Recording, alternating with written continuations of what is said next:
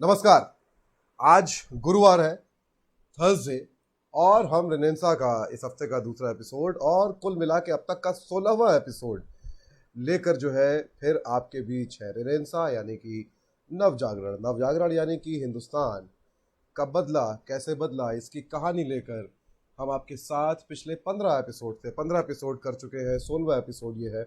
हमारे लिए उपलब्धि के तौर पे ये बहुत महत्वपूर्ण बात होती है कि हम इतने सारे एपिसोड किसी एक सीरीज के कर पा रहे हैं, इतनी सारी बात कर रहे हैं और बहुत अद्भुत तरीके से आप सब लोगों का प्यार और रिस्पांस भी हमको इस शो के लिए लगातार मिल रहा है।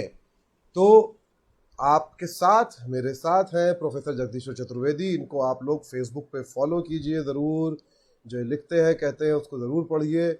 और ऐसा नहीं है कि प्रोफेसर केवल हमारे साथ लाइव आते हैं, प्रोफेसर उसके अलावा भी दिन में कई बार आपको लाइव दिखाई देंगे, अलग अलग विषयों पे दिखाई देंगे। रेनेसा पर हमारे साथ बात करते हैं, पर उसके अलावा तमाम मसाइल हैं, तमाम विषय हैं जिन पे प्रोफेसर जो है लगातार लोगों से इंटरेक्ट करते हैं। तो आप इनको फेसबुक पे भी फॉलो कर सकते हैं, आप सर्च करेंगे तो आपको प्रोफेसर अपने नाम से मिल जाएंगे और मैं कई बार टैग भी करता हूँ अपनी पोस्ट में। और अभी हम 16वां एपिसोड है और ये टेक्निकली चौथा एपिसोड है डॉक्टर भीमराव अंबेडकर पे। आधुनिक भारत का जो नवजागरण है जो अभी हम देखते हैं वो कहाँ से कहानी शुरू होती है, तो भीमराव अंबेडकर के जीवन की कहानी, उनके स्ट्रगल की कहानी, और कहानी कैसे कि जाति व्यवस्था से लेके ब्राह्मणवाद के खिलाफ कैसे उन्होंने एक लड़ाई लड़ी, क्या क्या वो बातें बहुत दिलचस्प कहते थे। कुछ बातें हमने पिछले एपिसोड में की, कुछ उसके पिछले एपिसोड में। और फिलहाल पिछले एपिसोड से हम बात कर रहे हैं कि कैसे पूरी जो बौद्ध परंपरा, बौद्ध संस्कृति और बौद्ध धर्म था उसके खिलाफ अगर हम इसको देखें तो मौर्य वंश के पतन के बाद मौर्य वंश का आखिरी शासक, प्रोफेसर अगर मैं सही हूं तो बृहद्रथ शायद था। सही है। बृहद्रथ जो है, बृहद्रथ की हत्या बृहद्रथ के सेनापति पुष्यमित्र शुंग ने की, और वहां से पहली बार अंग्रेजी में जैसे शुंगा डायनेस्टी कहते हैं, शुंग वंश जो है वो आता है। और पहला ब्राह्मण राजवंश भारत का तकनीकी तौर पे हम देखें तो ब्राह्मण राजवंश था, जो बहुत कुछ करता है। कुछ हिस्सा हमने पिछले एपिसोड में सुना, बहुत सारे हिस्सों पे हम आज भी बात करेंगे। और साथ ही बात करेंगे कि डॉक्टर अंबेडकर ने कैसे एड्रेस किया इन सारी चीज़ों को। मनुस्मृति की हमने पिछले एपिसोड में बात की थी, उसको हम आगे बढ़ाएंगे। तो आज बात भीमराव अंबेडकर, नव ब्राह्मणवाद और नव जागरण की। और अब मैं आप लोगों को छोड़ देता हूँ प्रोफेसर के साथ। प्रोफेसर आपका स्वागत है, और जो लोग देख रहे हैं उन सबका बहुत स्वागत है। अपने सवाल आप पूछ सकते हैं कमेंट बॉक्स में। आज गुरुवार है तो हम आपके सवाल भी लेंगे शो के बाद, अगर कोई सवाल आते हैं तो फिलहाल professor over to you. Thank you. आज हम लोगों ने बातचीत के लिए जो एरिया चुना है उसमें ये जो नव्य ब्राह्मणवाद है और नवजागरण, इसके बीच का जो रिलेशन है उस पर हम लोग केंद्रित रखेंगे। असल में दिक्कत यह है कि ब्राह्मणवाद की कल्चर वहां तक तो थी जहां तक कि अम्बेडकर थे, लेकिन अंबेडकर के बाद ब्राह्मणवाद अपनी शक्ल बदलता है। उसमें ब्राह्मणवाद के एसेंस तो बने रहते हैं, लेकिन ऊपरी आवरण उसका बदल जाता है।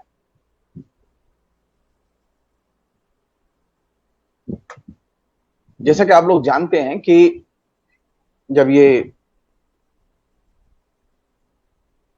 पुष्यमित्र का शासन आया तो पुष्यमित्र के शासन की जो सबसे बड़ी विशेषता थी वो क्या थी? वो विशेषता इस समय पूरे परिदृश्य पर छाई हुई है। पुष्यमित्र के शासन की विशेषता ये जिसे आप लोग मिथ की कथानकों में अश्वमेध यज्ञ कहते हैं ना, ये अश्वमेध यज्ञ और कुछ नहीं है। ये आधुनिक भाषा में कहें तो भव्यता का प्रदर्शन है।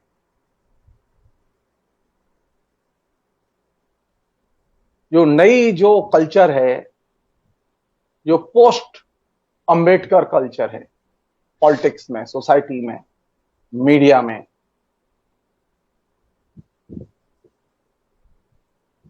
और खासतौर पर रिएक्शनरी पॉलिटिक्स में, वो कल्चर क्या है जिसको कि बड़े इंटेलिजेंटली सांप्रदायिक ताकतों ने अडॉप्ट किया है। ये कल्चर वही है, भव्यता की कल्चर। हर चीज भव्य तरीके से पेश की जाए, साधारण सी चीज हो उसे भी भव्य तरीके से पेश करो, और हर चीज को भव्य बनाना और भव्यता के जरिए आकर्षक बनाना, और आकर्षक और भव्यता के जरिए उसे एक्सेप्टेबल बनाना और उसके प्रति अनुकरण बोध पैदा करना, यही कुल मिला के अश्वमेध यज्ञ की ब्यूटी थी। वो जो पुराने कथानक हैं और पुराने जो रूपक हैं, वे उस तरह से नहीं पढ़े जाने चाहिए, उनकी रीडिंग दूसरे तरीके से की जानी चाहिए कि उनमें अंतर्निहित मर्म क्या है। अश्वमेध का मर्म था भव्यता प्रदर्शन। तो नई जो दुनिया बनी, उस नई दुनिया में, और खासतौर पर यह दुनिया जिसमें कि अब हम लोग रह रहे हैं, वो दुनिया भव्यता के प्रदर्शन पर टिकी हुई है। और ये भव्यता का प्रदर्शन इसलिए जरूरी है कि ये जिस तरह अश्वमेध यज्ञ के जरिए पूरी के पूरे ब्राह्मणवाद की संस्कृति आई, ये भव्यता प्रदर्शन के जरिए नव्य ब्राह्मणवाद को एक नई ऊंचाई और गरिमा का बोध पैदा करने की कोशिश की जा रही है, और ये अपने आप में नई चीज है। आमतौर पर होता ही है कि जब हम मिथ की कैरेक्टर्स और मिथ की आख्यानों के बारे में बात करते हैं तो उसी की टर्मिनोलॉजी में बात करते हैं और उसी में सोचते हैं। उससे बचना चाहिए।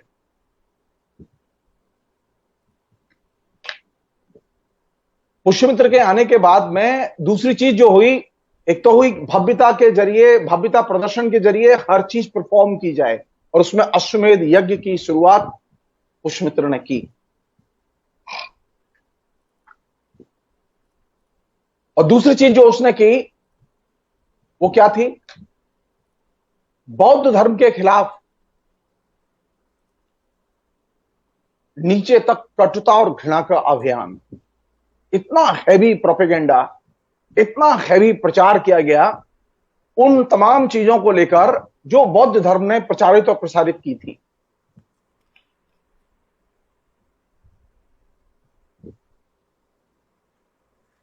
तो भव्यता बिना कटुता के अपनी जमीन नहीं बनाती। भव्यता बिना हेट्रेट के अपनी जमीन नहीं बनाती।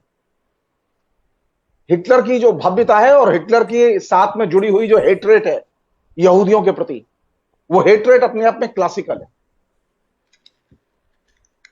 बाद में तो उसके जिससे कहें कि लघु संस्करण आने लगे, लेकिन ये जो मॉडल था, ये मॉडल एक्चुअल में प्राचीन आख्यानों में सबसे पहले इस मॉडल को एडॉप्ट किया पुष्यमित्र ने। भव्यता और नफरत, इन दोनों को एक साथ, एक ही सिक्के के दो पहलू के तौर पर इस्तेमाल किया सबसे पहले पुष्यमित्र ने। और पुष्यमित्र की शिकायत क्या थी? पुष्यमित्र साधारण राजा और साधारण सेनापति नहीं था। पुष्यमित्र ने जो नींव रखी, जिस चीज की नींव रखी, वो साधारण चीज नहीं थी।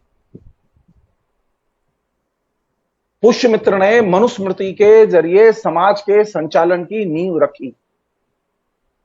पुष्यमित्र के द्वारा इस नींव के रखे जाने का चारों तरफ स्वागत हुआ। किसी ने विरोध नहीं किया इसका। मेजॉरिटी लोग पुष्यमित्र के और ब्राह्मणवाद की धारणाओं के पक्ष में थे।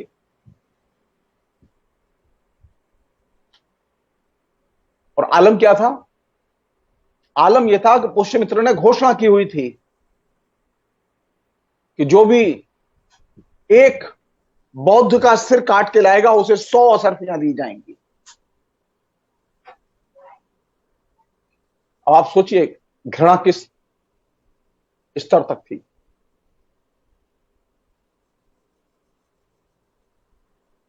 महात्मा बुद्ध अहिंसा के प्रतीक।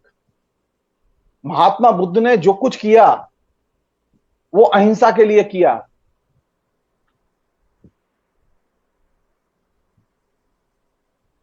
महात्मा बुद्ध की जो भूमिका थी वो भारतीय संस्कृति, साहित्य, समाज, राजनीति, इन सभी संदर्भ में उस जमाने में सबसे प्रगतिशील और क्रांतिकारी भूमिका थी। और इस क्रांतिकारी भूमिका को रिवर्स करने के लिए पुष्यमित्र ने सबसे कठोर कदम उठाए, और उसमें जो इंपॉर्टेंट कदम था वो ये था कि बौद्धों के खिलाफ में घृणा पैदा करो और बौद्धों को जहां देखो वहां मारो। और इसका जो खामियाजा था वो इस समाज को भुगतना पड़ा। भारतीय समाज, अगर बौद्ध और बौद्ध के बाद का ग्रेजुअल विकास होता तो भारतीय समाज बहुत कुछ आगे निकल गया होता, लेकिन ऐसा हुआ नहीं, बल्कि और 2 कदम पीछे चला गया समाज।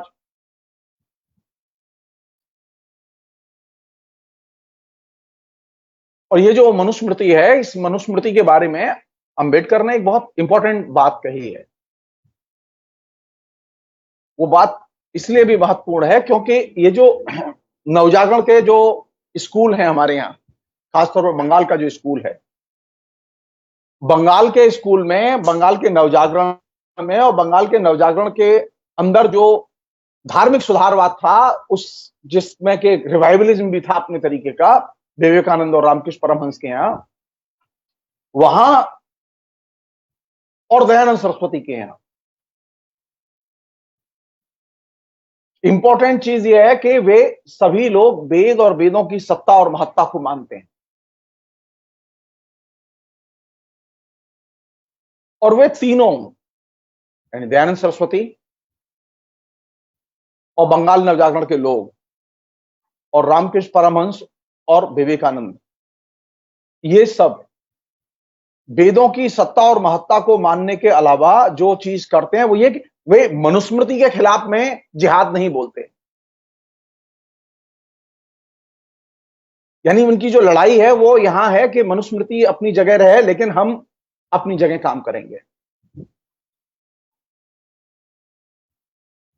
ये दिलचस्प है कि मनुस्मृति से प्रभावित होकर जो रचनाएं लिखी गई, जिसे हम ब्राह्मण साहित्य कहते हैं, उनमें सबसे पॉपुलर और सबसे प्रभावशाली रचना थी श्रीमद् भगवद गीता। और श्रीमद् भगवद गीता का जो असर और उपयोग पिछले 2000 वर्ष में हुआ है, वैसा उपयोग और असर किसी और किताब का नहीं हुआ। मनुस्मृति के बाद अगर किसी किताब ने सबसे अधिक भारतीय समाज को प्रभावित किया है, यहां तक कि फ्रीडम मूवमेंट को भी प्रभावित किया उसने। फ्रीडम मूवमेंट के सभी प्रमुख नेता श्रीमद् भगवद गीता की भूरी भूरी प्रशंसा करते हैं, और श्रीमद् भगवद गीता में अपने तरीके से कोई उसे ज्ञान का प्रतीक मानता है, कोई उसे भक्ति का प्रतीक मानता है, कोई उसे कर्म का प्रतीक मानता है, कहता है वहां कर्मयोग की व्याख्या है। इंटरेस्टिंग चीज यह है कि इस भगवद गीता के पहलू की आलोचना बंगाल के नवजागरण में भी नहीं है, और इस श्रीमद् भगवद गीता के इस पहलू की आलोचना ज्योतिबा फुले के यहां भी नहीं है।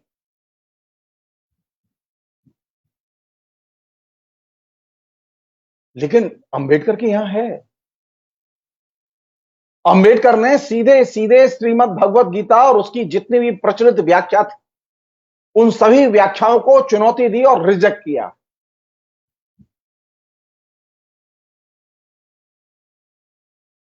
तो कहने का मतलब यह कि नवजागरण के दौरान जो समाज सुधार के प्रश्न उठ खड़े हुए, उन प्रश्नों के पीछे जो सक्रिय विचारधारा थी, उस विचारधारा को जितनी सख्ती के साथ में, जिस कठोरता के साथ में, जिस गंभीर तैयारी के साथ में चुनौती दी जानी चाहिए थी, वो चुनौती नहीं दी गई, बल्कि पुरानी व्यवस्था में ही विकल्प खोज लिए गए।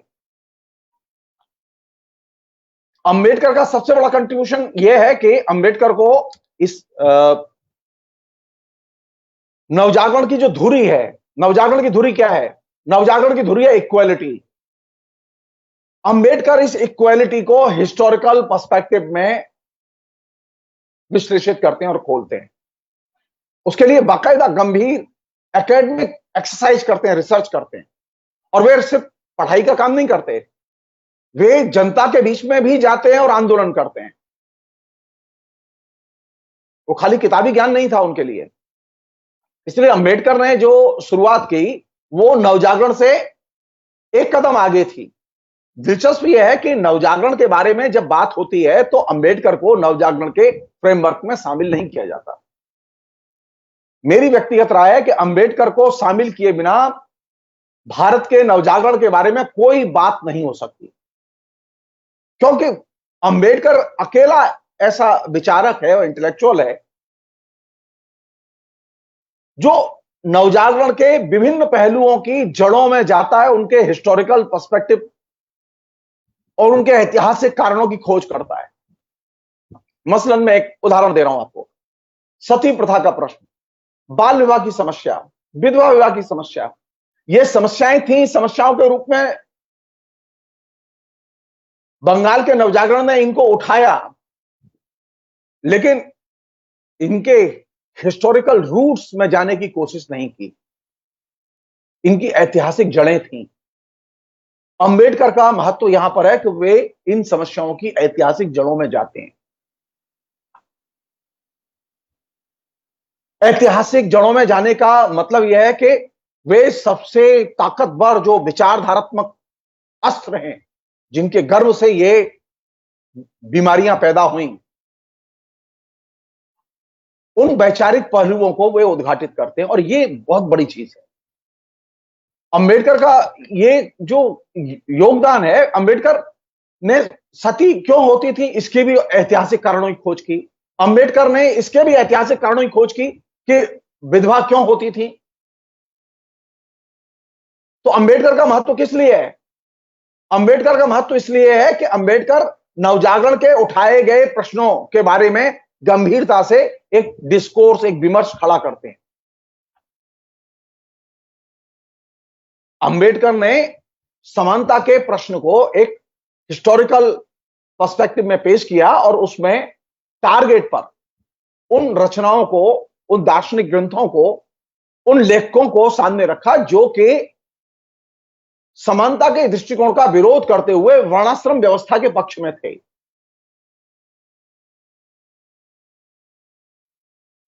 अंबेडकर की इस बात से मैं सहमत हूं कि जो श्रीमद् भगवत गीता है, उस श्रीमद् भगवत गीता को, जिसकी की प्रशंसा गांधी भी करते हैं, तिलक भी करते हैं और लोग भी करते हैं, हिंदी में रामचंद्र शुक्ल करते हैं और भी दूसरे लोग हैं वे करते हैं, और गीता एक ऐसी किताब है, श्रीमद् भगवत गीता एक ऐसी किताब है जिसकी कि रोज तरह तरह की व्याख्याएं आती रहती हैं। सैकड़ों पंडित टेलीविजन पर इसकी व्याख्या करते रहते हैं, कथावाचक व्याख्या करते रहते हैं। सबसे ज्यादा उत्पादन और पुनरुत्पादन अगर किसी किताब का और टेक्स्ट का रामायण के अलावा हुआ है तो वह श्रीमद् भगवत गीता। और श्रीमद् भगवत गीता की दो बुनियादी खूबियां हैं जिनकी तरफ पहली बार मुझे लगता है कि अंबेडकर के अलावा ये ध्यान किसी ने नहीं खींचा। अंबेडकर एक बहुत महत्वपूर्ण चीज की तरफ ध्यान खींचते हैं। वो कहते हैं कि ये श्रीमद् भगवत गीता का जो सबसे बड़ा जो मूल लक्ष्य है, ये जो आप देख रहे हैं ना, एक बहुत ही अजीब किस्म की परेशानी हो रही है। गीता से प्रभावित समाज, गीता से प्रभावित जो क्राउड है, वो क्राउड, वो जनता,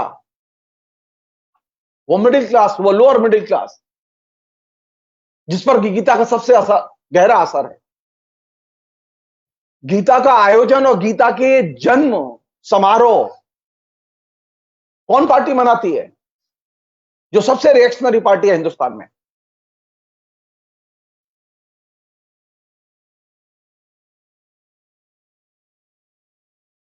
क्यों मनाती है? इसलिए कि हिंदुस्तान की जनता को ज्ञान की साधना में डुबो देना है, इसलिए कि हिंदुस्तान की जनता को कर्म की साधना में डुबो देना है। श्रीमद् भगवत गीता का कर्म की साधना से और ज्ञान की साधना से कोई लेना देना नहीं है।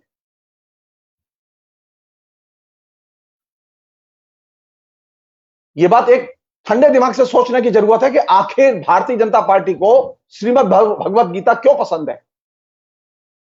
क्यों वे गीता के नाम पर आयोजन करने में व्यस्त रहे हैं, अभी भी कर रहे हैं। हर साल जयंती मनाते हैं, बड़े आयोजन करते हैं। 3 बड़े मैसेज हैं गीता के, जो कि एक सिरे से वर्तमान पॉलिटिक्स के भी बड़े मैसेज हैं। ये जो नव्य ब्राह्मणवाद है, इस नव्य ब्राह्मणवाद की जो धुरी है, जो सामाजिक वर्ग धुरी है, वह है मध्य वर्ग और निम्न मध्य वर्ग,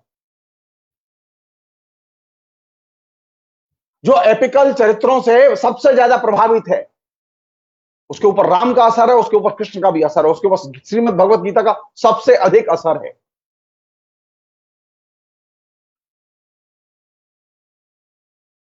श्रीमद् भगवत गीता की रचना किस लिए की गई? कृष्ण की ब्यूटी क्या है? श्रीमद् भगवत गीता में कृष्ण किस चीज की हिमायत करते हैं और वकालत करते हैं?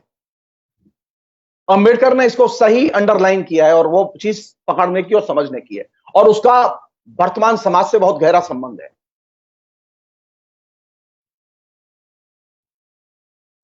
ये आप ये मत सोचिए कि जो सांप्रदायिक ताकतें हैं वो गीता पर जो इन्वेस्ट कर रही हैं वो इसलिए कर रही हैं कि उन्हें सांप्रदायिक सद्भाव पैदा करना है। जी नहीं। गीता का जो पहला उद्देश्य है और लक्ष्य है वो ये कि युद्ध की संस्कृति का समर्थन करो। युद्ध की संस्कृति वैध संस्कृति है। हिंसा का समर्थन करो। हिंसा की संस्कृति वैध संस्कृति है। महात्मा बुद्ध के अहिंसा के दर्शन का प्रतिवाद करते हुए श्रीमद् गीता का निर्माण किया गया। महात्मा बुद्ध ने अहिंसा का प्रचार किया और गीता ने हिंसा की वैधता को स्थापित किया, युद्ध की वैधता को स्थापित किया। और बहुत ही सुंदर ढंग से अंबेडकर ने इसे अंडरलाइन किया। और आप इसके आधार पर अगर देखें तो आप पाएंगे कि बड़े पैमाने पर middle class, lower middle class में एक खास तरह का युद्ध प्रेम, एक खास तरह का हिंसा प्रेम, ये युद्ध प्रेम और हिंसा प्रेम की शुरुआत हुई थी बौद्ध धर्म के अहिंसा के दर्शन का विरोध करते हुए, और वह अब नव्य ब्राह्मणवाद के तौर पर समाज में वह भावना फल फूल रही है।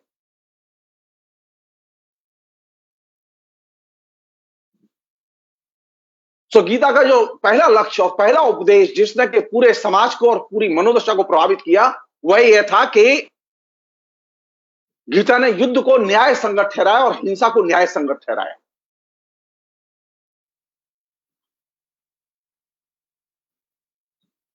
तो हमारे यहां जो मिडिल क्लास और लोअर मिडिल क्लास और सामान्य लोग जो गीता से प्रभावित हैं, जो कृष्ण के चरित्र से प्रभावित हैं, वे आज भी सबसे बेहतर ढंग से युद्ध की और हिंसा की संस्कृति को एप्रिशिएट करते हैं।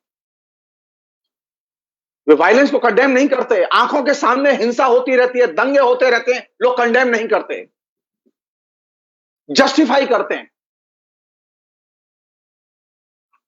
गैर जरूरी युद्ध होते हैं लेकिन उसे भी जस्टिफाई करते हैं। क्यों? क्योंकि ये एक दार्शनिक आधार, एक दार्शनिक पृष्ठभूमि पहले से मिली हुई है। हमने कभी सोचा ही नहीं। बार बार लोग कहते हैं ना कि अचानक हिंसा का प्रेम इतना पैदा कहां से हो गया समाज में, अचानक इतने युद्धपंथी लोग कहां से पैदा हो गए हिंदुस्तान में। हिंदुस्तान में युद्धपंथी चिंता और चेतना और हिंसा की चिंता और चेतना के दार्शनिक आधार को निर्मित करने में श्रीमद् भगवत गीता की बहुत बड़ी भूमिका रही है। हमने कभी इसे देखा ही नहीं, खोला ही नहीं। हमने तो ये मान लिया कि गांधी चूंकि गीता को मानते थे, गांधी के पाठ पर यह बड़ी चूक थी। गांधी इसे समझ ही नहीं पाए।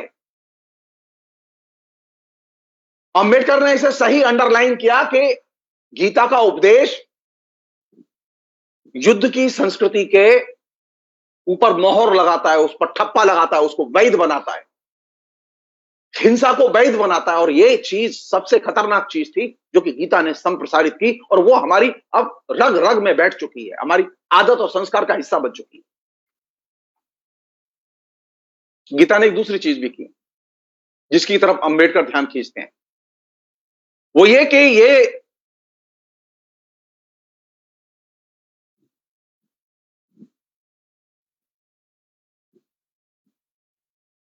गीता ने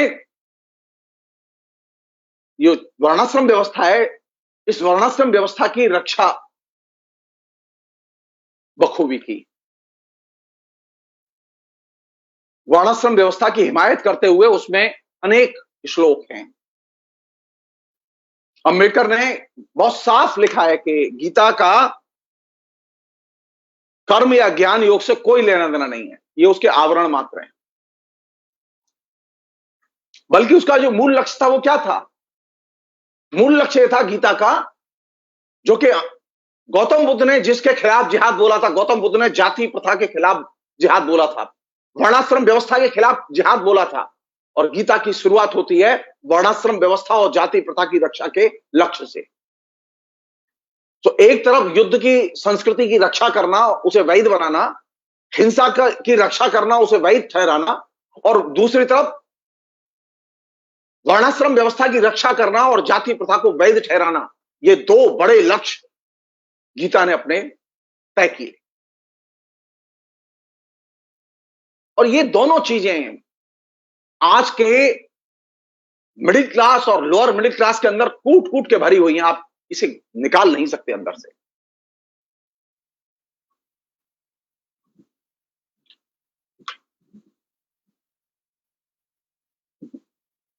एक और चीज, थर्ड,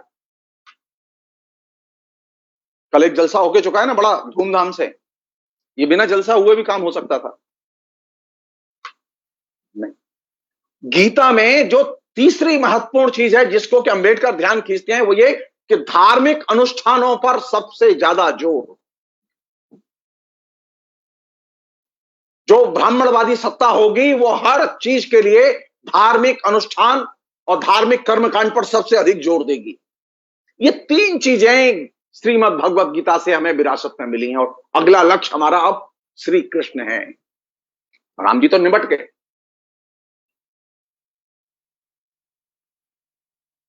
हमने बहुत बातें की हैं। दिलचस्प है ये कि अंबेडकर का जो गीता संबंधी जो दृष्टिकोण और मूल्यांकन है वह डिस्कोर्स से गायब है, एक सिरे से गायब है, उस पर चर्चा नहीं होती। युद्ध की संस्कृति, वर्णाश्रम व्यवस्था की हिमायत, हिंसा की हिमायत और धार्मिक अनुष्ठान और कर्मकांडों पर जोर, ये तीनों चीजें आज भी फल फूल रही हैं और इन्हें सरकारी संरक्षण में फलने फूलने दिया जा रहा है। मतलब भारत के संविधान में जब ये संविधान बना और कानून बना, उसकी ब्यूटी है ये सेक्युलर राष्ट्र की। ये नहीं होता तो ज्यादा अच्छा होता। ब्यूटी क्या है? कायदे से होना ही चाहिए कि राज्य का धर्म से कोई संबंध नहीं होना चाहिए। जो लोग सत्ता में जाएं वे धार्मिक कार्यक्रमों से अपने को अलग रखें। जो लोग सत्ता में जाएं वे धर्म और राजनीति के संबंध से एकदम विच्छिन्न करके रखें। लेकिन नेहरू जी के सेक्युलर कार्यकाल में ही मंदिरों के मैनेजमेंट के लिए, भगवान के प्रबंधन के लिए कानून बनाया गया। तो आपने तो पहले नींव रख दी कि भारत में एक ऐसा कानून भी है कि भारत सरकार चाहे तो उस मंदिर प्रबंधन के लिए एक कानून की व्यवस्था पहले से हमारे संविधान में कर दी गई। तो हमारे यहां जैसे यूरोप में सेक्युलरिज्म विकसित हुआ, हमारे यहां वो सेक्युलरिज्म नहीं है। हमारे यहां तो सेक्युलरिज्म विद रिलीजन है। और धर्मनिरपेक्षता अगर धर्म के साथ या धर्म के संरक्षण या मंदिर के संरक्षण के साथ आएगी तो उसके परिणाम तो वही होने जो कल हुआ था। उसी स्पेशल एक्ट, उसी स्पेशल प्रोविजन का सुप्रीम कोर्ट ने सहारा लेते हुए राम मंदिर के निर्माण की घोषणा की थी।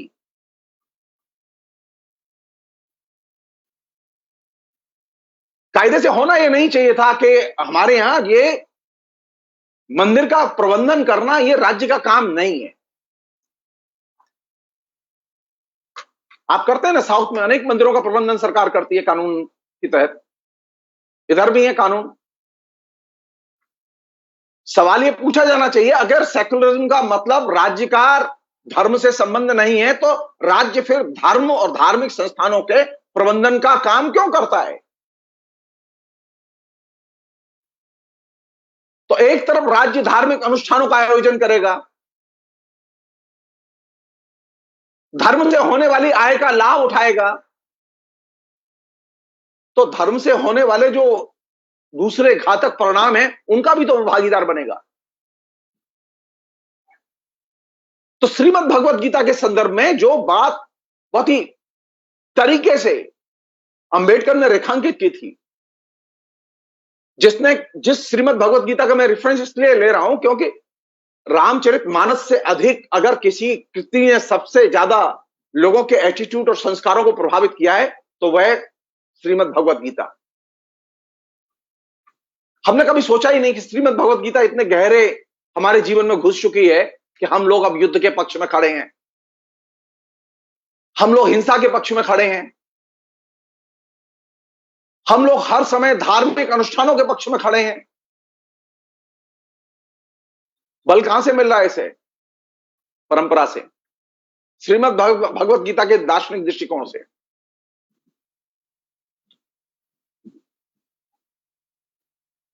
एक अन्य चीज और बहुत ही इंपॉर्टेंट चीज,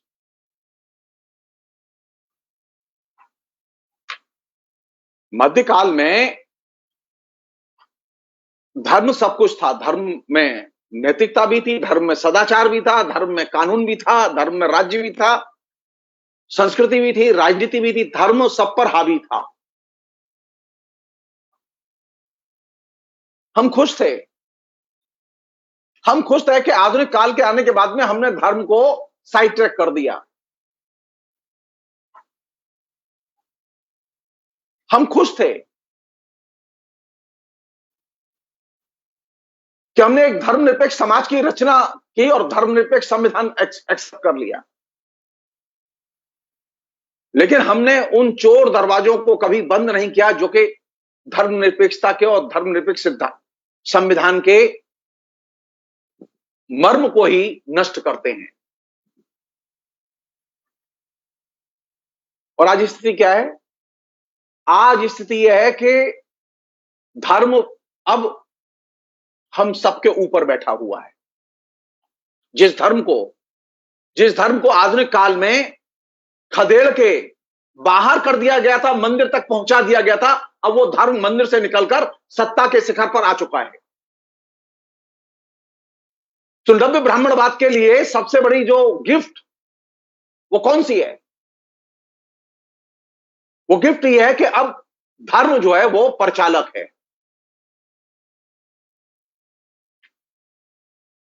सब राम के हैं और राम सबके हैं। अब तक तो हमने सोचा था सब लोकतंत्र के हैं और लोकतंत्र सबका है। भारत में पैदा होने वाला व्यक्ति लोकतांत्रिक है, लोकतंत्र सबके लिए और सब लोकतंत्र के लिए। लेकिन अब नया पहाड़ा यह है, राम नाम मैं सब जग जानी। ये एक मेजर शिफ्ट है, ये साधारण शिफ्ट नहीं है।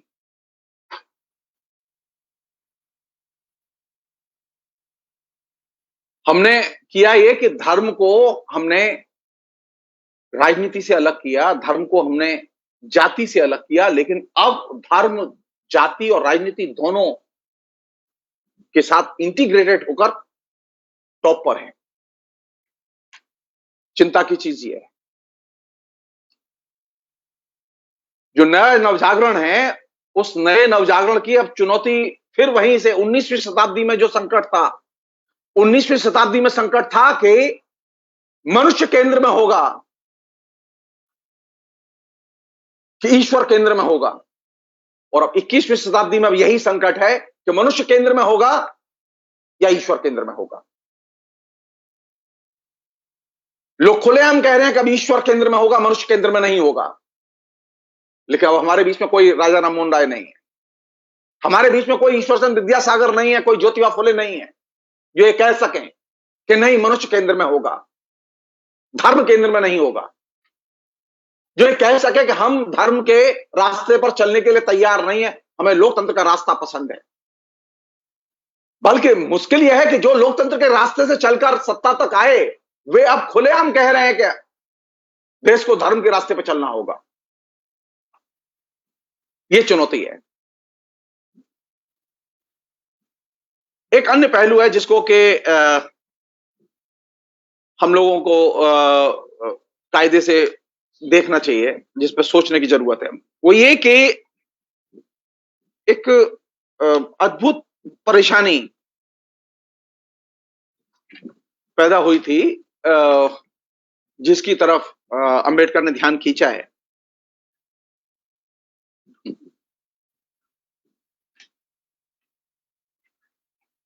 आप सिर्फ एक मेरे कहने से एक हिसाब लगाइए कि पिछले 6 साल में भारत सरकार ने कितना धार्मिक संस्थानों को दान किया।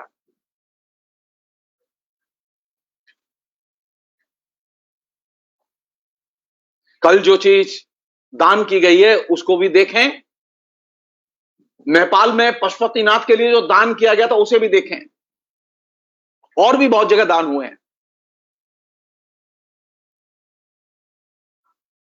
ब्राह्मणवाद की विशेषता यह थी, जो कि पुष्यमित्र ने शुरू की थी, कि ज्यादा से ज्यादा दान की परंपरा शुरू की जाए, ज्यादा से ज्यादा धार्मिक अनुष्ठान की परंपरा शुरू की जाए। यानी अब लोग न्यूयॉर्क जाते हैं, वियतनाम जाते हैं, कंबोडिया जाते हैं, किसी भी देश में जाए वहां वो मंदिर जरूर खोजते हैं, और खासतौर पर सत्ता के लोग जो शिखर पर बैठे हुए हैं। क्यों? क्योंकि उन्हें ये दो काम जरूर करने हैं, और ये दो काम करके उन्हें ये नए जो ब्राह्मण पैदा हुए हैं, नव्य ब्राह्मण जो पैदा हुआ है, जो मिडिल क्लास है और लोअर मिडिल क्लास है, उसके जेहन में ये जो हिंदू का मर्म और हिंदू का धर्म, ये नीचे तक उतारना है। नवजागरण की लड़ाई शुरू हुई थी हिंदू धर्म से मुक्ति के लिए। हिंदू धर्म की तमाम किस्म की कट्टरताएं, सामाजिक कट्टरताएं, रूढ़ियां, अंधविश्वास, इन सब के खिलाफ लड़ते हुए, तमाम किस्म की मूर्ति पूजा का, बहुदेववाद का विरोध करते हुए। लेकिन जो नया दौर है, जिस दौर में हम लोग रह रहे हैं, उस दौर की ब्यूटी क्या है? बहुदेववाद और मूर्ति पूजा, इन पर जितना ज्यादा खर्च कर सकते हो करो। वो तेलंगाना में देखो, एक मुख्यमंत्री है, वो बिल्कुल एकदम पागल है, बेशुमार खर्चा किया उसने मंदिरों पे, दान पुण्य पे। ये जो दान की कल्चर, ये मूलतः ब्राह्मण संस्कृति का हिस्सा है, और इसकी अंबेडकर ने बहुत तीखी आलोचना की है।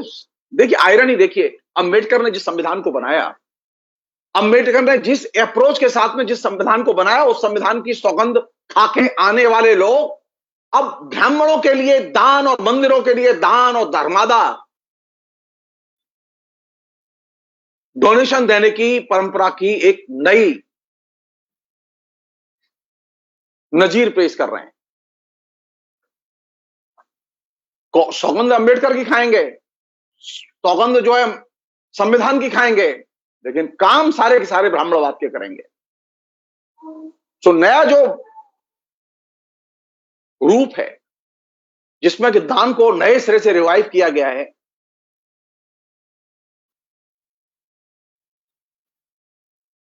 और दूसरी चीज जो रिवाइव की गई है पिछले 50 साल 60 साल के अंदर,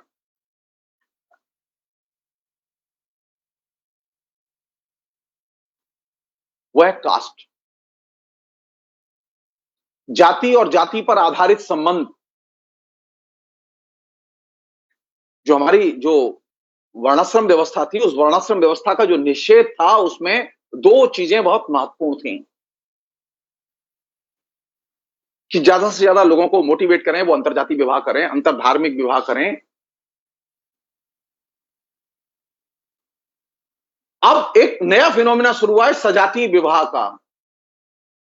अब अपनी जाति में विवाह करो, अपने गोत्र के साथ ही विवाह करो। और इस पर खास तौर पर सिस्टमेटिकली कैंपेन चल रहा है और जोर दिया जा रहा है।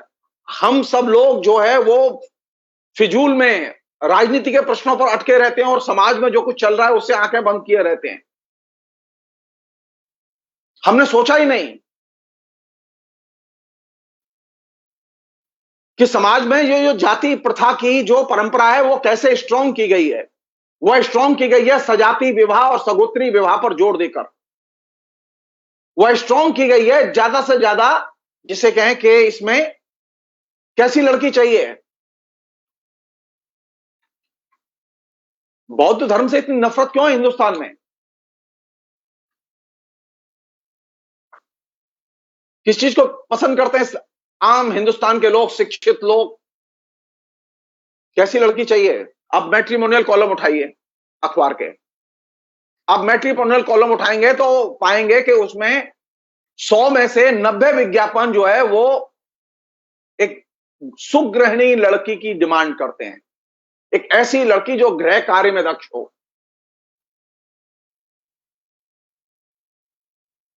ये जो सुगृहिणी का जो कॉन्सेप्ट है और ये गृह कार्य में दक्ष जो लड़की का कॉन्सेप्ट है, ये ब्राह्मणवाद के पूरे पैकेज का एक बहुत महत्वपूर्ण हिस्सा था। बौद्ध धर्म ने इसको क्वेश्चन किया और लड़कियों को घर से बाहर निकाला। उन्होंने पहले लड़कियों के लिए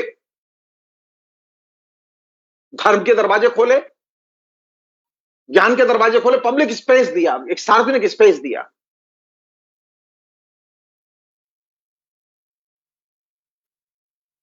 हमें सोचना चाहिए कि हम पिछले 200 साल में नवजागरण के बाद आज की डेट में सबसे ज्यादा डिमांड किस चीज की है?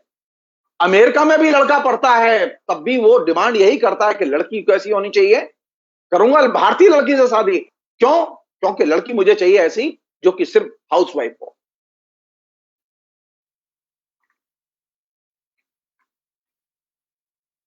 जी नहीं,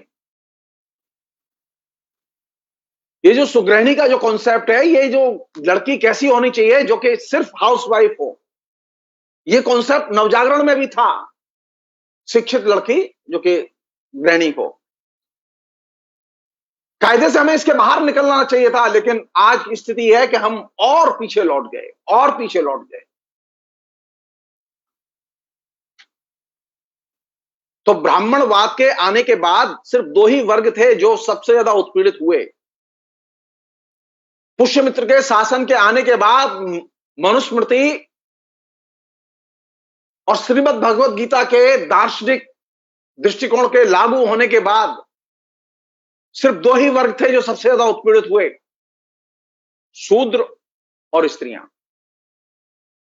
सबसे ज्यादा तकलीफें ब्राह्मणवाद से जिन वर्गों को उठानी पड़ी उनमें ये 2 प्रमुख हैं। हमें इस बात पर गंभीरता से विचार करना चाहिए कि ये जो नया जो मध्य वर्ग पैदा हुआ है, शिक्षित लोग पैदा हुए हैं,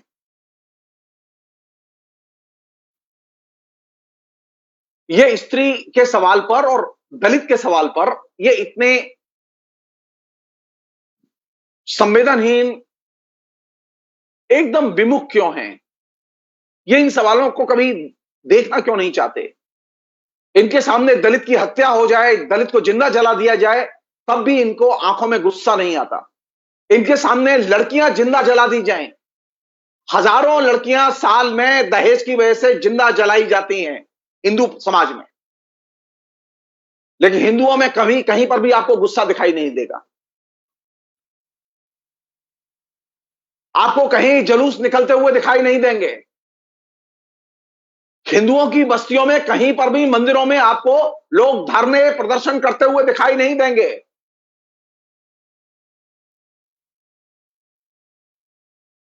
बल्कि हमारे यहां तो नियम है कि हत्या करके आप गंगा नहा लीजिए, उसके बाद आप हत्या का पाप धुल गया आपका। आप जाके मंदिर में पूजा करिए, पोशाक चढ़ाइए, चोला चढ़ाइए, प्रसाद चढ़ाइए, आपकी हत्या से आपकी मुक्ति हो गई, आपके पाप धुल गए। स्त्री हत्या और दलित हत्या, ये 2 बहुत ही स्ट्रॉन्ग फिनोमिना है जिनको के आंखों के सामने देखकर, उसका डाटा देखकर भी हमारे यहां का जो शिक्षित समाज है, शिक्षित वर्ग है, वो एकदम परेशान नहीं होता। क्यों परेशान नहीं होता? कभी सोचिए आप। उसके एक हिस्टोरिकल कारण की तरफ मैं ध्यान खींचना चाहता हूं, जिसको कि अंबेडकर ने रेखांकित किया है। अंबेडकर ने एक बहुत ही इंपॉर्टेंट चीज की तरफ ध्यान खींचा है, वो ये कि बौद्धों के जमाने में बौद्धों ने एक बहुत बड़ी चीज पैदा की कि बौद्धों के जमाने में एक बुद्धिजीवियों के प्रति, एक बौद्धिक कर्म के प्रति एक आस्था और आदर का भाव पैदा किया और बौद्धिक वर्ग या बुद्धिजीवी वर्ग पैदा किया। वहीं दूसरी तरफ ब्राह्मणवाद ने बुद्धिजीवी पैदा नहीं किए, शिक्षित पैदा किए, शिक्षित वर्ग पैदा किया। तो हिंदुस्तान में कौन सी चीज का वर्चस्व है?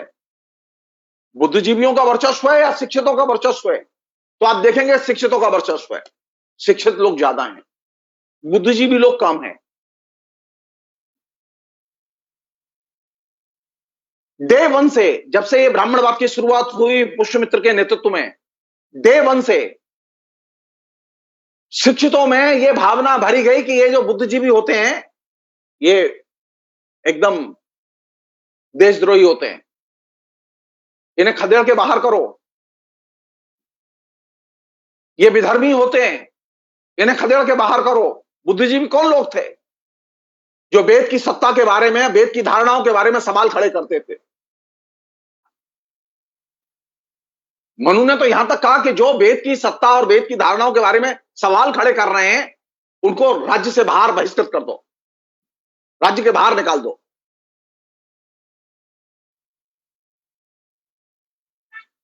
और तो और, इसके मैं बाद में आऊंगा, ये बहिष्कार की जो कल्चर थी पूरी की पूरी, ये ब्राह्मणवाद ने पैदा की।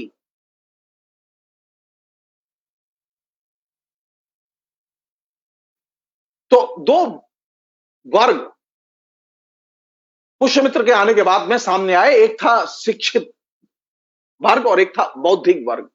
बौद्धिक वर्ग वह था जो कि समाज के बारे में, वर्णाश्रम व्यवस्था के बारे में, अब तक चली आ रही धारणाओं और मान्यताओं के बारे में सवाल खड़े कर रहा था।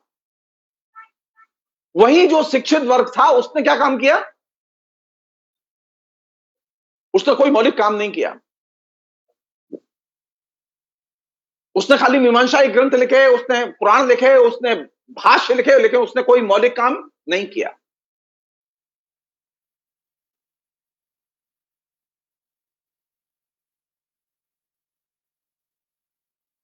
आप सारे मीमांसाई ग्रंथ उठाइए, सारे पुराण उठाइए, सब में मिला के एक ही कहानी और नाम अलग अलग है। स्टोरी लाइन एक ही है, लक्ष्य एक ही है।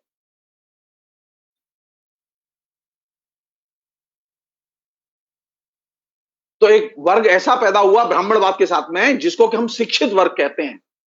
हिंदुस्तान को एक शिक्षित वर्ग और हिंदुस्तान के अंदर ही एक बौद्धिक वर्ग, जिसे हम लोग इंटेलेक्चुअल कहते हैं, बौद्धिक वर्ग की परंपरा रही है, जो कि सत्ता के बारे में, व्यवस्था के बारे में, राजनीति के बारे में, वेदों के बारे में, पुराणों के बारे में उन्होंने गंभीर प्रश्न खड़े किए और उन पर लिखा और नए दृष्टिकोण से बातें की।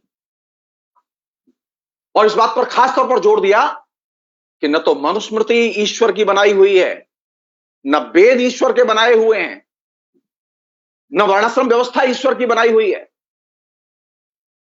ये सब मनुष्यकृत हैं, ये सब मनुष्यों ने बनाए हैं।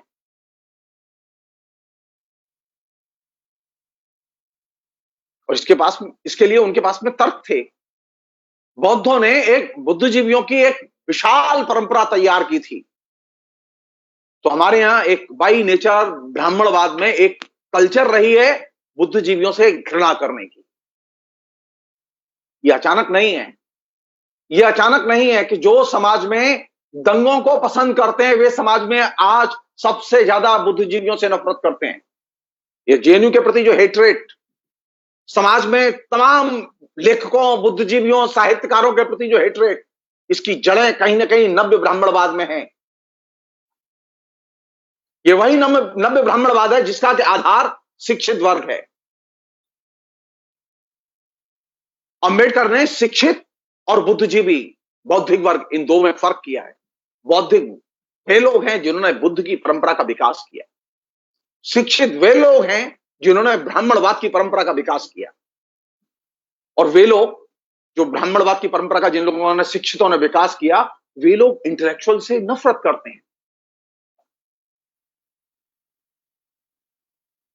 हमारे यहां जो दार्शनिक होता है, बुद्धिजीवी होता है, उसे वे पागल, सम्मान की नजर से नहीं देखते। और जो पढ़ा लिखा होता है, शिक्षित होता है, उसे कहते हैं ये पढ़े लिखे हैं।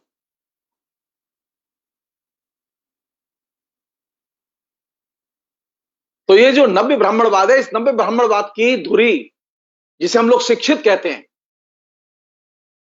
अंबेडकर शिक्षित और बुद्धिजीवी या बौद्धिक कर्म से जुड़ा हुआ इन दोनों में फर्क करते हैं। बुद्धिजीवी वे लोग हैं जो व्यवस्था के, सत्ता के, संस्कृति के, साहित्य के, महाकाव्य के तमाम रचनाओं के बारे में बुनियादी प्रश्न उठाते रहे और उन पर बहस करते रहे। शिक्षित वे लोग हैं जो व्यवस्था के बारे में कभी सवाल नहीं उठाते। वे कभी शोषण, दमन, उत्पीड़न के बारे में सवाल नहीं खड़े करते। ये वे शिक्षित लोग हैं, और ऐसे शिक्षित लोग अब ज्यादा हैं। पिछले 6 साल में तो शिक्षितों की बाढ़ आई और उनके बिल्कुल आक्रामकता, फेसबुक से लेके, ट्विटर से लेके तमाम जगह आप देख सकते हैं, सारे लोग शिक्षित हैं। गजब आयरनी है ये कि जिस चीज को अंडरलाइन कर रहे हैं अंबेडकर ब्राह्मणवाद के संदर्भ में, वह चीज आज एकदम बहुत तेजी से नीचे के स्तर पर, जमीनी स्तर पर दिखाई दे रही है। सो नवजागरण की चुनौती क्या है? जब राजा राम मोहन राय आए तो उस समय बुद्धिजीवियों का सम्मान था, लेकिन नव्य ब्राह्मणवाद के दौर में बुद्धिजीवी सबसे ज्यादा टारगेट पर हैं। सबसे ज्यादा अपमान और घृणा उनके खिलाफ लोगों के जहन में उतारी जा रही है। तो चुनौती किस बात की है? चुनौती इस बात की है कि बुद्धिजीवियों की सत्ता और महत्ता को स्थापित किया जाए, ज्ञान की सत्ता और महत्ता को स्थापित किया जाए, सवाल करने और बुनियादी सवाल करने और बुनियादी सवालों पर बहस करने के अधिकार को स्थापित किया जाए। अभी तो कहा जा रहा है कि आपको अधिकार नहीं है, आपको बुनियादी सवाल करने का अधिकार नहीं है। बुद्धिजीवियों की खूबी क्या थी? बौद्ध की खूबी क्या थी? महात्मा बुद्ध की खूबी थी, उसने स्वतंत्रता के पक्ष में अपने को समर्पित किया। बुद्ध के 2 ही जीवन के बड़े मंत्र थे, स्वतंत्रता और अहिंसा। हिंदुस्तान के बुद्धिजीवी हमेशा अहिंसा के पक्ष में रहे हैं। उन्होंने कभी हिंसा की वकालत नहीं की, किसी भी दौर में भी हिंसा की वकालत नहीं की। हिंदुस्तान के बुद्धिजीवियों ने हमेशा हिंसा का विरोध किया है, हमेशा युद्ध का विरोध किया है। हिंदुस्तान के बुद्धिजीवियों ने हमेशा सत्ता की हिंसा का भी विरोध किया है। उन्होंने तमाम किस्म की जो सामाजिक हिंसा के रूप हैं, चाहे वो जाति हिंसा हो, चाहे वो सांप्रदायिक हिंसा हो, इन सभी रूपों का विरोध किया है, क्योंकि वे बुद्ध के असली वारिस हैं। और वे किस लिए जीते हैं? वे इसलिए जीते हैं और वे इसलिए काम करते हैं कि स्वतंत्रता का विकास हो। अब तो कहा जा रहा है नहीं, स्वतंत्रता की भी सीमा होगी, वो हम परिभाषित करेंगे। जो स्वतंत्रता आपने अर्जित की थी, आज वो स्वतंत्रता भी दांव पर लगी हुई है। चुन चुनकर उन लोगों को टारगेट बनाया जा रहा है और उनके खिलाफ माहौल बनाया जा रहा है जो स्वतंत्रता के पक्ष में खड़े हुए हैं। स्वतंत्रता हमारा जन्मसिद्ध अधिकार है, उसे हम किसी भी कॉस्ट पर छोड़ नहीं सकते। बुद्धिजीवी और बौद्धिक कर्म हमारा जन्मसिद्ध अधिकार है, उसे हम छोड़ नहीं सकते।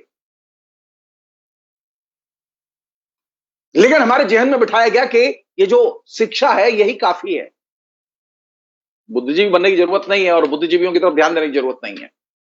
और इसी आधार पर तमाम किस्म की जो इंटेलेक्चुअल उपलब्धियां थी, बौद्धिक उपलब्धियां थी, उनको क्वेश्चन किया गया, उनको नष्ट किया गया। एक और बड़ी इंपॉर्टेंट चीज है, मतलब पोंगा पंथ जिसे हम लोग कहते हैं, उस पोंगा पंथ के बारे में अंबेडकर ने लिखा है। अनेक लोग थे जो कि हिंदू संस्कृति, हिंदू सभ्यता, हिंदुओं के ज्ञान, इनके बारे में खगोल विज्ञान, जीव विज्ञान, रसायन विज्ञान, तमाम किस्म के विज्ञान की जिन लोगों ने प्राचीन काल में खोज कर ली थी। अभी भी लोग हैं, मंत्री बने हुए हैं।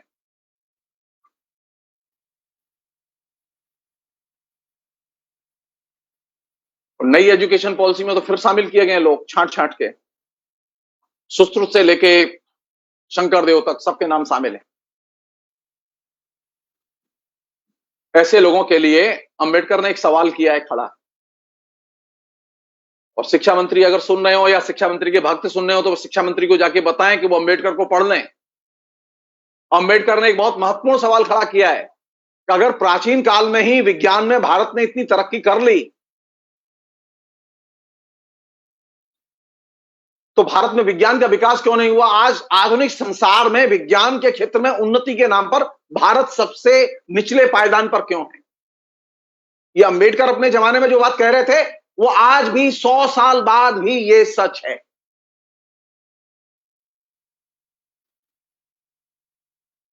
हमारे यहां विज्ञान में कोई विकास नहीं हुआ, लेकिन थोथा अहंकार, ब्राह्मणवाद की एक खूबी है, एक काल्पनिक इतिहास और काल्पनिक इतिहास का थोथा अहंकार, इसमें ब्राह्मणवाद जीता रहा है।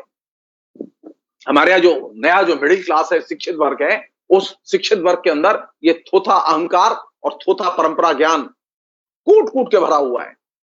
उसे साइंटिफिक ट्रेडिशन के बारे में, ट्रेडिशन की साइंटिफिक समझ के बारे में कोई ज्ञान नहीं है, लेकिन कपोल कल्पनाओं के और काल्पनिक कथाओं के, किंवदंतियों के बारे में उसे खूब ज्ञान है। ऐसे ही लोगों के लिए अंबेडकर ने यह सवाल खड़ा किया था कि अगर भारत ने प्राचीन काल में जीव विज्ञान, रसायन विज्ञान, तमाम किस्म के विज्ञान के क्षेत्रों में तरक्की कर ली थी, तो विज्ञान के क्षेत्र में भारत आगे क्यों नहीं गया? भारत इतना पीछे कैसे रह गया? कोई तो वजह होगी। अंबेडकर ने उस वजह का स्रोत बताया है। एक ही वजह थी, पुष्यमित्र के आने के बाद जो इंटेलेक्चुअल्स के प्रति और बौद्धिक कर्म के प्रति जो नफरत का प्रचार प्रसार किया गया, उसने बड़े पैमाने पर भारतीय समाज को प्रभावित किया और पीछे फेंक दिया। और एक तरफ आपने बौद्धिक समाज के प्रति घृणा पैदा की, वहीं दूसरी तरफ आपने जाति प्रथा पर जोर दिया, उसने ज्ञान की सबसे ज्यादा क्षति की। जाति प्रथा जितनी फलेगी फूलेगी, आप तय मान लीजिए, आप विज्ञान के क्षेत्र में उतने ही पीछे जाएंगे। जाति प्रथा जितनी फलेगी फूलेगी, आप स्वतंत्रताओं का उतना ही ज्यादा हनन करेंगे। जाति प्रथा जितनी फलेगी फूलेगी, आप हिंसा का उतना ही बर्बर ढंग से और उग्र रूप से समर्थन करेंगे, जैसा अब कर रहे हैं। क्योंकि जाति प्रथा जो है, इसका क्रक्स है, इसका बुनियाद है। और दूसरी इसकी बुनियाद कौन सी चीज है? धार्मिक कर्मकांड और अनुष्ठान। तो चुनौती कहां है? नव्य ब्राह्मणवाद को किस चीज ने प्रभावित किया हुआ है? दो रचनाओं ने नटशेल में। मनुस्मृति जिसे सुमति भार्गव ने बनाया था, वो मनु भगवान नाम का कोई आदमी नहीं था, न कोई मनु ऋषि नाम का आदमी था।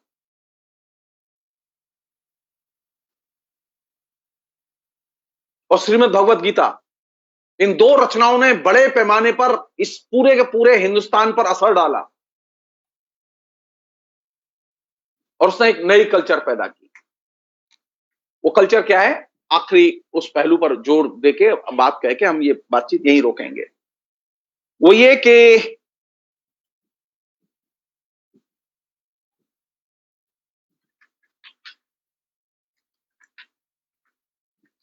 ये जो कास्ट सिस्टम है, इसमें जो विभिन्न किस्म के जो वर्ण हैं, वर्णाश्रम व्यवस्था से हम कास्ट की ओर जो गए, इसके बारे में तमाम हिस्टोरिकल डिटेल्स और विवरण और ब्यौरे और उसका बहुत ही शानदार पर्सपेक्टिव अंबेडकर ने दिया है।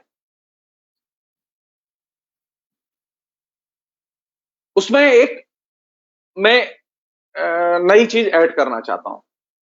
वो नई चीज ये कि ये जो कास्ट के बारे में बात करते समय आप एक चीज ध्यान रखिएगा इसमें, और अब जो एक नई चीज विकसित हो गई है, वो उसके साथ ही जुड़ी हुई है। जिसे हम लोग भीड़ कहते हैं, क्राउड कहते हैं, भीड़ की संस्कृति कहते हैं। ये वर्णाश्रम व्यवस्था की संस्कृति पुराने जमाने की भीड़ की संस्कृति का एक, जिसे क्या, अविकसित रूप है, आदिम रूप है।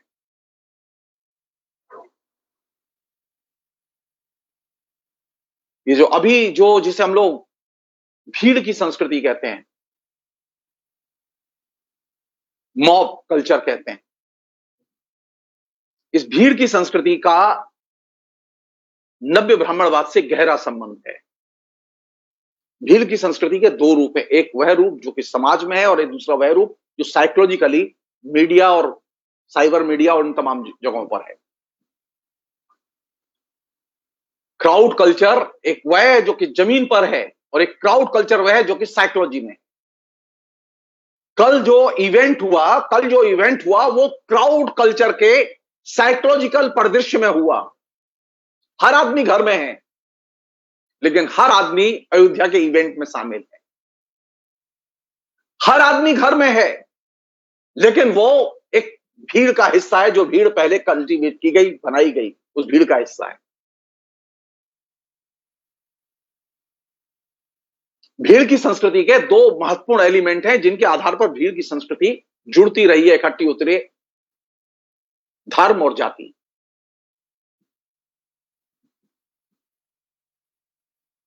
और ये दोनों चीजें संयोग से हमारे यहां जाति प्रथा में पहले से उपलब्ध हैं, वर्णाश्रम व्यवस्था में पहले से उपलब्ध हैं। तो भीड़ की संस्कृति के आदिम रूप के तौर पर अगर जो लोग मॉडर्न तरीके से पढ़ना पढ़ाना चाहते हैं, देखना चाहते हैं, मॉडर्न कॉन्सेप्ट में देखना चाहते हैं, तो वे क्राउड कल्चर के आदिम रूपों के तौर पर वर्णाश्रम व्यवस्था में कैसे मोबिलाइजेशन होता था, धर्म के नाम पर, जाति के नाम पर कैसे मोबिलाइजेशन होता था, इसको देख सकते हैं। उसके आदिम रूप दिखाई देंगे वहां। और ये जो भीड़ की संस्कृति है उसकी ब्यूटी क्या है, वो मेरे अंदर भी है, वो बीमारी किसी के भी अंदर, वो भीड़ का कोई भी हिस्सा हो सकता है व्यक्ति। ऐसा नहीं है कि हम में से कोई भी आदमी भीड़ का हिस्सा नहीं बन सकता है। भीड़ का हिस्सा वही लोग नहीं होते जो अनपढ़ हैं, जाहिल हैं, गंवार हैं, अशिक्षित हैं। भीड़ का हिस्सा वे लोग भी होते हैं जो पढ़े लिखे हैं, घर में बैठे हैं, हाईली क्वालिफाइड और एजुकेटेड हैं। भीड़ का हिस्सा कोई भी बन सकता है। भीड़ शिक्षित अशिक्षित को नहीं देखती, भीड़ भीड़ है, भीड़ में कोई भी शामिल हो सकता है। और भीड़ में इंटरेस्टिंग चीज क्या होती है, डिस्टिंक्ट फीलिंग होती है। अब कल था डिस्टिंक्ट फीलिंग थी। मैं जहां रहता हूं शालीमार बाग में, एक ढोल बजाने वाला और एक बाजा बजाने वाला, दो आदमी थे खाली, और कोई कोऑपरेटिव से कोई आदमी नहीं था। वो पूरे कोऑपरेटिव में घूम घूम के ढोल बजा रहे थे और बाजा बजा रहे थे। किस लिए? मंदिर का शिलान्यास हो गया। डिस्टिंक्ट फीलिंग बनाए रखो। मीडिया से हैवी कैंपेन, प्रचार, घर बैठे crowd management, crowd feeling, mob feeling.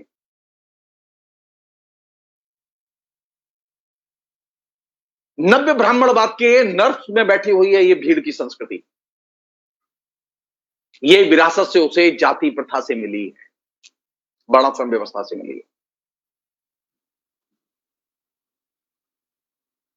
जो भीड़ की कल्चर है, जो कि इस वर्णाश्रम व्यवस्था में थी, वो आज भी है।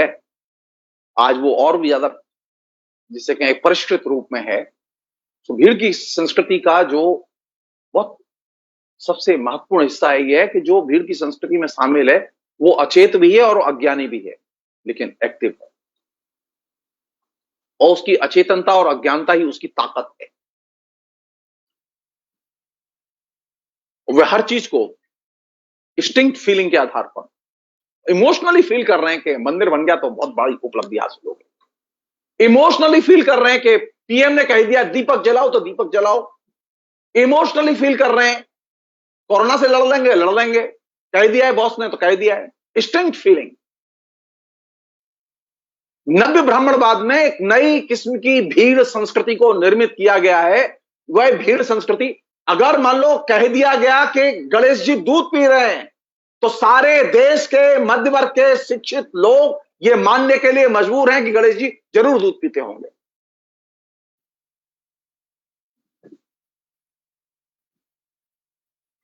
अगर कह दिया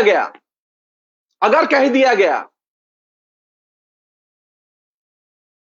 कि राम जी ने मुझे दर्शन दिए हैं और मैंने ये प्रोपेगेट कर दिया, तो आप तय मान लीजिए कि ये तय है कि मुझे राम जी ने दर्शन दिए हैं।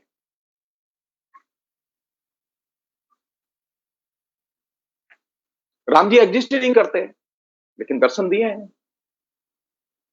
इंस्टिंक्ट फीलिंग, सहजजात अनुभूतियों के आधार पर जनता को एक्टिव रखना, शिक्षितों को एक्टिव रखना।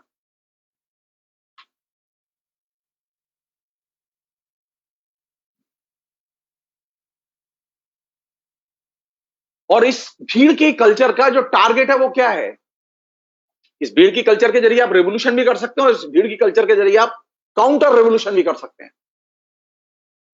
लेकिन हमारे देश में जो नव्य ब्राह्मणवाद ने जो भीड़ की संस्कृति पैदा की, जाति प्रथा ने जो भीड़ की संस्कृति पैदा की, जो कि इंस्टिंक्ट फीलिंग पर, सहजजात अनुभूतियों पर टिकी हुई थी, आज भी टिकी हुई है, उस भीड़ की संस्कृति ने सबसे पहले जो चुनौती दी है वो राष्ट्र राज्य की धारणा को चुनौती दी है। आज नेशन स्टेट की कोई कीमत नहीं रह गई है।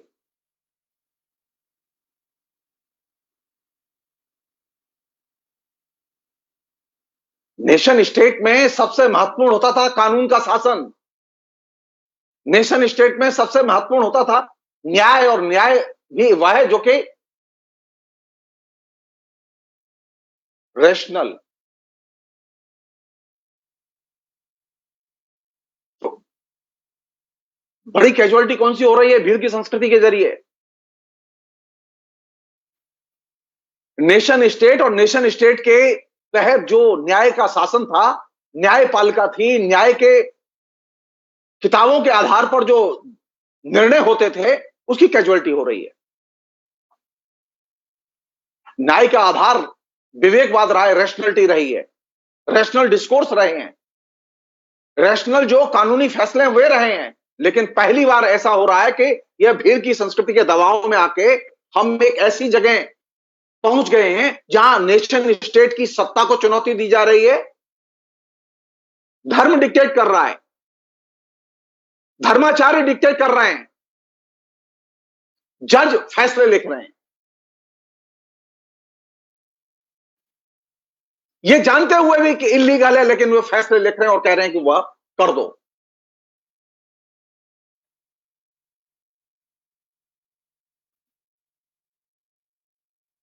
और इस सबके चलते जो चीज, बड़ी चीज निकल रही है वो ये कि एक नए किस्म का जो सामाजिक विमर्श है वो निकल रहा है, जो अब तक के सभ्यता के विमर्श की जितनी भी महत्वपूर्ण उपलब्धियां थी उनको वे दरकिनार कर देना चाहते हैं। ये भीड़ की जो संस्कृति है वो बार बार वो रैशनल डिस्कोर्स में शामिल नहीं होना चाहती। ये नव्य ब्राह्मणवादी जो लोग हैं, जो मिडिल क्लास के लोग हैं, लोअर मिडिल क्लास के लोग हैं, ये सारे के सारे लोग अब पावर डिस्कोर्स का, सत्ता के विमर्श का, सत्ता की भागीदारी का हिस्सा हैं। तो वे कौन सा डिस्कोर्स पसंद कर रहे हैं? वे कौन सा विमर्श पसंद कर रहे हैं? वे वह विमर्श पसंद कर रहे हैं जो कि सत्ता के पक्ष में हो। वह उस विमर्श में दाखिल ही नहीं होते। मैं लाख अच्छा लिखूं, हमारे बहुत सारे दोस्त पढ़ने ही नहीं आते। मैं लाख अच्छा बोलूं, लेकिन वो सुनने ही नहीं आते। क्या करूंगा मैं अभी नरेंद्र मोदी के पक्ष में लिखना शुरू करूं और नरेंद्र मोदी के पक्ष में बोलना शुरू करूं, वो मेरे लिए लाल कार्पेट बिछा देंगे। हमारे यहां एक ऐसा मध्य वर्ग तैयार हुआ है जो कि नव्य ब्राह्मणवादी है। वह सिर्फ सत्ता के विमर्श को, सत्ता के साथ समझौतों को, सत्ता परस्ती को ही महत्वपूर्ण मानता है। ये सत्ता बदल जाएगी, दूसरी सत्ता आएगी तो फिर वे उसके साथ होंगे। मैंने ये सिर्फ बंगाल में देखी है। बंगाल में जो शिक्षक, जो मिडिल क्लास के लोग 34 साल तक लेफ्ट फ्रंट के साथ रहे, 34 साल के बाद जब लेफ्ट फ्रंट की सरकार गिरी, रातों रात बिना किसी कारण के वे सब एंटी लेफ्ट हो गए। मैं पूछता रहा लोगों से, भाई क्या बात है? बोले नहीं, मैंने पहले तो कभी नहीं बोले। अरे नहीं, सवाल ही नहीं। सो नव्य ब्राह्मणवाद जो है वो हमेशा सत्ता के साथ और सत्ता के विमर्श के साथ जुड़े रहना चाहता है। और कानून, कानून तो वह कहेगा जो भीड़ कहेगी। कानून का संचालक अब न्याय नहीं है, न्याय की जो किताबें हैं वे नहीं है, अब कानून का संचालक भीड़ है। जो नया जो डिस्कोर्स है, जो नव्य ब्राह्मणवाद ने निर्मित किया है, वो डिस्कोर्स ये है कि भीड़ की संस्कृति सत्ता की संस्कृति है, और भीड़ की संस्कृति जो कहेगी वह महत्वपूर्ण है। अगर भीड़ ने रेप किया है तो आप रेपिस्टों का स्वागत कीजिए,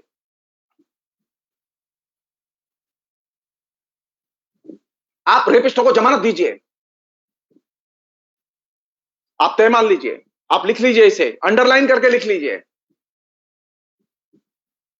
बाबरी मस्जिद के विध्वंस होने पर किसी को भी कोई भी तकलीफ नहीं होगी, कोई सजा नहीं होगी, क्योंकि भीड़ ने यह डिक्लेयर कर दिया है कि वे निर्दोष हैं।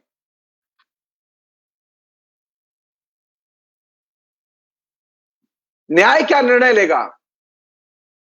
भीड़ तय कर रही है हर चीज। सो भीड़ की कल्चर जब पॉलिटिक्स को डिक्टेट करने लगे, भीड़ की कल्चर जब सत्ता को डिक्टेट करने लगे, भीड़ की कल्चर जब डीएम सीएम इनको डिक्टेट करने लगे, डीएम सीएम घबराए हुए हैं। हेजेमनी किसकी है? लिस्ट उठा के देखिए, उत्तर प्रदेश में लिस्ट उठा के देखिए कितने आईएएस ऑफिसर्स हैं जो प्रमुख शहरी जिम्मेदारियां जिनको दी गई हैं, और किस जाति के हैं। कहने का मतलब है कि अब भीड़ का आख्यान महाआख्यान है, अब भीड़ प्रमुख है, भीड़ की संस्कृति प्रमुख है। और ये भीड़ की संस्कृति के साथ में जाति चेतना भी शामिल है और इसमें धर्म चेतना भी शामिल है, दोनों ही चीजें शामिल है।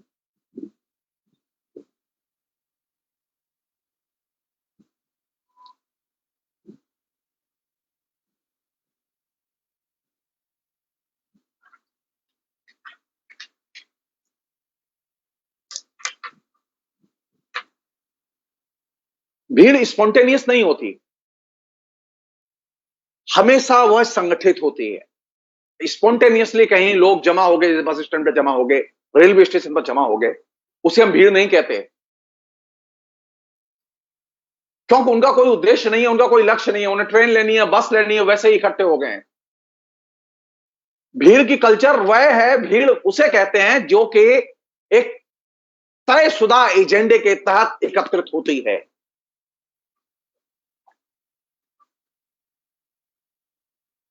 वह रैशनैलिटी के आधार पर बात नहीं करती।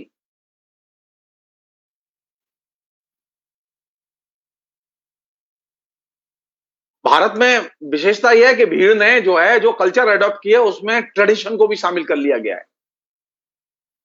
भारत की भीड़ की कल्चर में परंपरा और राजनीति दोनों शामिल हो गए हैं, और दोनों की एकदम गजब जुगलबंदी चल रही है।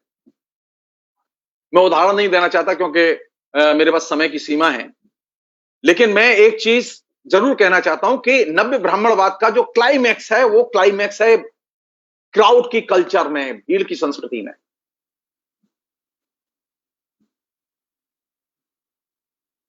और भीड़ की संस्कृति की जो सबसे खतरनाक चीज है वो ये कि इसमें व्यक्ति का व्यक्तित्व तिरोहित हो जाता है, वो भीड़ में शामिल हो जाता है।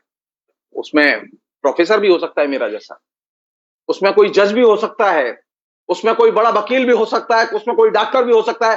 भीड़ की संस्कृति व्यक्तित्व को अपदस्थ कर देती है, व्यक्तित्व की कोई पहचान नहीं बचती वहां।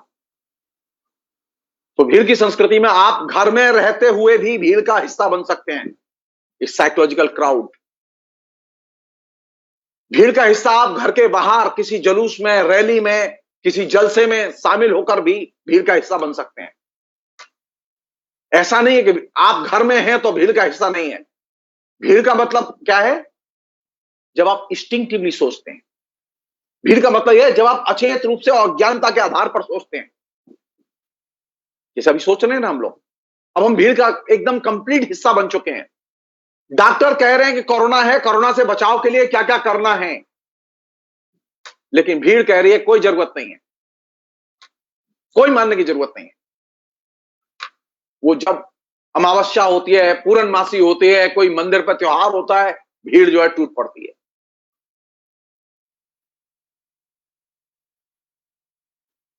सो भीड़ जब निकलती है तो उसकी धुरी है धर्म और जाति, और उस धर्म और जाति के आधार पर एकत्रित भीड़ ने परंपरा और राजनीति इन दोनों के साथ में बहुत मधुर गठबंधन बना लिया है, और इसका आधार है अज्ञानता और अचेतनता, और इसे वे अपनी ताकत समझते हैं। आप बात करिए किसी से, एक इंडियन इकोनॉमी खराब हो गई है, पूरी की पूरी बर्बाद हो गई है, बताइए क्या करें? बोला ये बकवास बंद करिए। आप मानने को तैयार नहीं है।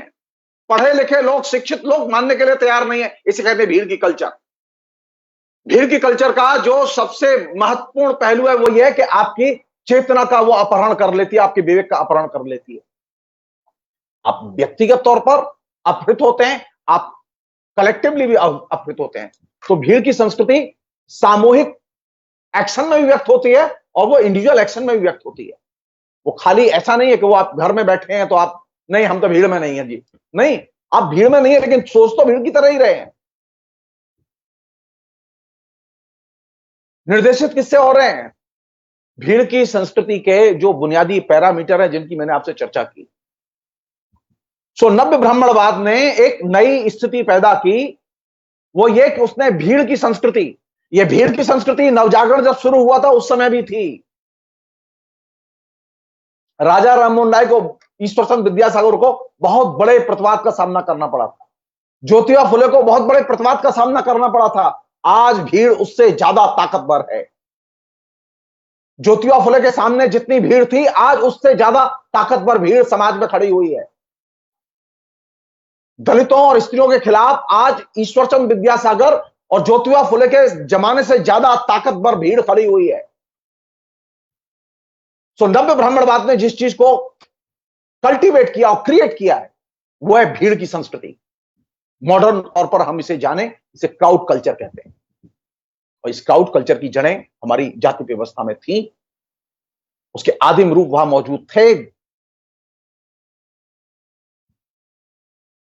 लेकिन जब उसे चुनौती दी गई तो वो भीड़ की संस्कृति 19वीं शताब्दी में भी सामने आई, और वो 20वीं शताब्दी और 21वीं शताब्दी में तो बिल्कुल एकदम भयानक एग्रेसिव है, भयानक एग्रेसिव है।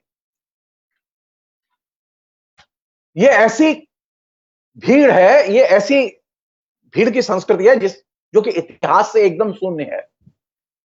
ये इतिहास के बारे में नहीं जानती, इसे इतिहास जानने की कोई जरूरत भी नहीं है। आप लाख समझाइए, छोटी सी एक चीज, मैंने ज्योतिष पढ़ी है, मैं ज्योतिष के आधार पर बोल रहा हूं, मैं आपसे, मैं साइंस के आधार पर नहीं बात कर रहा हूं। अरे आप इतना सा बता दीजिए कि अयोध्या अगर रामचंद्र जी के जमाने में थी तो अयोध्या का जो अक्षांश देशांतर है, क्या आज की अयोध्या वही है? नहीं है, नहीं है। तो आप तो क्योंकि अगर ज्योतिष के जरिए जाएंगे तब भी मुश्किल होगी अयोध्या ठीक करने में, रामचंद्र जी का जन्म स्थान ठीक करने में। अब विवाद ये नहीं है, विवाद तो खत्म हो गया। असल चीज यह है कि भीड़ की संस्कृति को इतिहास पसंद नहीं, और वह इतिहास को न जानना चाहती है न इतिहास में जाना चाहती है। और दिलचस्प है कि हमारी अदालत ने भी इतिहास में जाना पसंद नहीं किया और इतिहास को जानना भी पसंद नहीं किया। इसलिए मैंने कहा कि भीड़ की संस्कृति सिर्फ राजनीतिज्ञों को ही डिक्टेट नहीं कर रही, वो जजों को भी डिक्टेट करती रही है। तो खतरा कहां है? नव्य ब्राह्मणवाद का खतरा सिर्फ कास्टिज्म का ही खतरा नहीं है, वो नए किस्म के हिंदू धर्म के उभार का ही खतरा नहीं है। बल्कि उससे भी ज्यादा गंभीर खतरा है, वह आज युद्धोन्माद में डूबा हुआ है।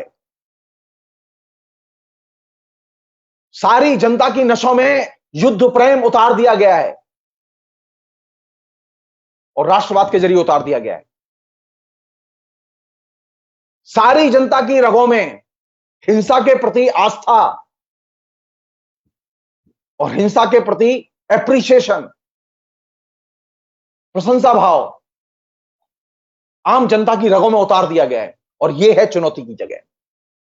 अगर नवजागरण करना है और नवजागरण के आगे एजेंडे ले जाने हैं, उसे विकसित करना है, तो नव्य ब्राह्मणवाद के अंदर जो पैदा हुई, जो ये जो कल्चर के रूप हैं, ये जो टेंडेंसी हैं, ये जो प्रवृत्तियां हैं, इन प्रवृत्तियों को चुनौती देनी होगी। बिना इन प्रवृत्तियों को चुनौती दिए आप नवजागरण को आगे ले ही नहीं जा सकते। हमने क्या किया कि हमने खाली चुनौती के नाम पर हम कभी कभार राजनीतिक दल, वोट, नेता विशेष इनके बारे में बोल लेते हैं, लेकिन इससे ज्यादा गंभीर प्रश्नों पर जाने के लिए तैयार नहीं होते। हमें बुद्धिजीवियों से प्रेम करना सीखना होगा और बौद्धिक कर्म से प्यार करना सीखना होगा। हमें उन तमाम एरियाज में हस्तक्षेप करने के लिए इंटेलेक्चुअली अहिंसात्मक ढंग से लोगों को समझाना होगा और उनके बीच में जाना होगा, जो रास्ता महात्मा बुद्ध ने सामने प्रस्तुत किया था। हम क्या इसके लिए जाने के लिए तैयार हैं? अगर हैं तो हमारी भविष्य में क्या चुनौतियां होंगी, इनके बारे में हम लोग बाद में बात करेंगे अगले एपिसोड। Thank you.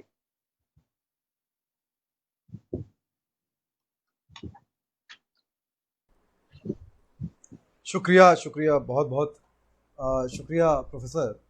और बहुत दिलचस्प बात है। मैं आगे कुछ भी कहूं या कोई भी बात कहूं उसके पहले मैंने तय किया है कि मैं कुछ तस्वीरें जो हैं वो अपनी स्क्रीन पे चलाऊंगा।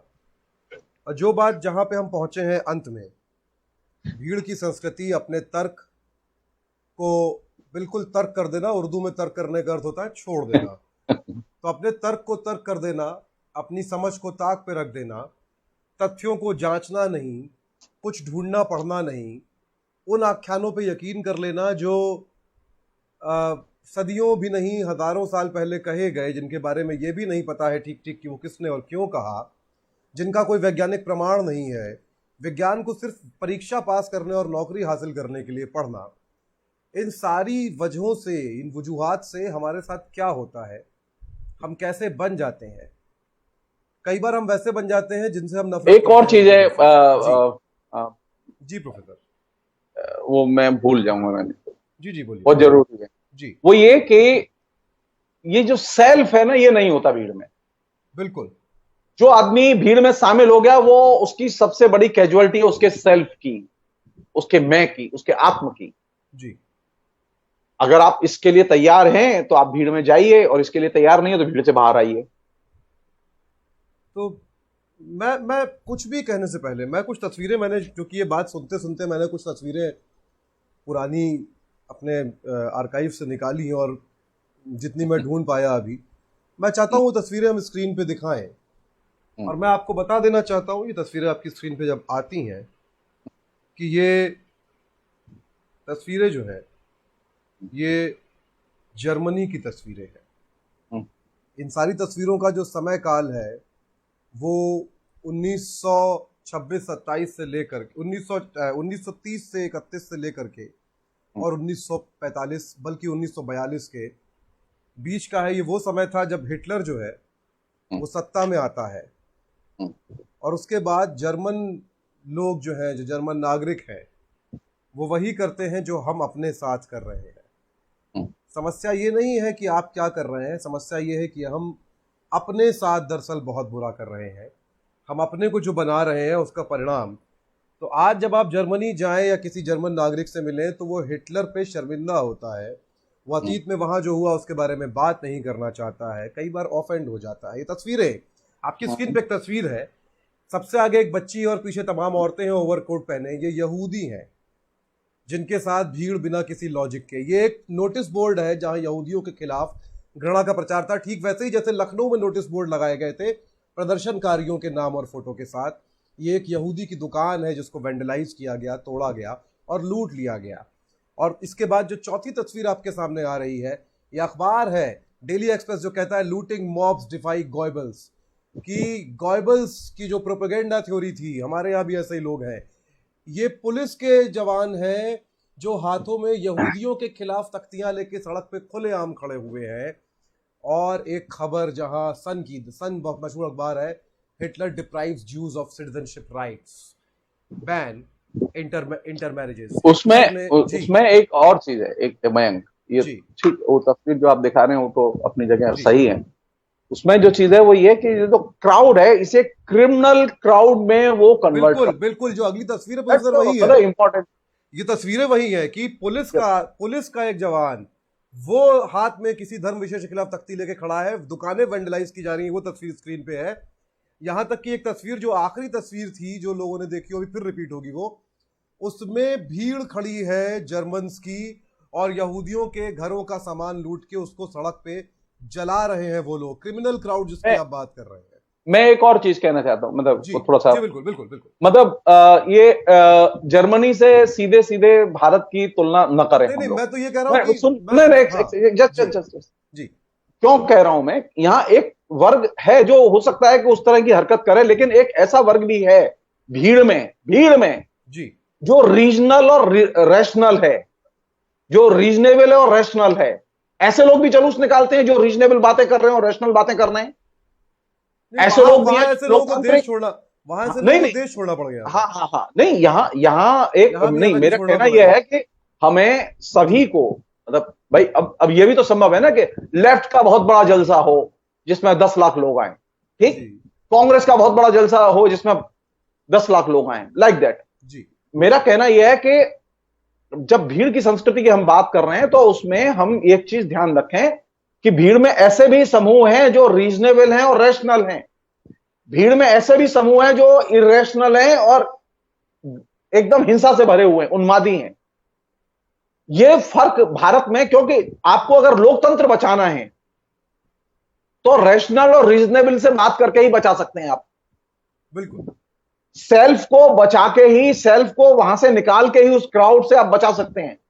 ये जो मतलब प्रॉब्लम क्या है कि ये अगर हम एक वन डायरेक्शन में सोचेंगे ना तब दिक्कत होगी। तो हम फिर ये लोकतांत्रिकीकरण की प्रक्रिया के लिए, लोकतंत्र की रक्षा के लिए जो मजदूर, किसान, छात्र, नौजवान अपने अपने तरीके से लड़ रहे हैं, अब तक लड़ते रहे हैं, फिर हम उन्हें किस रूप में देखेंगे?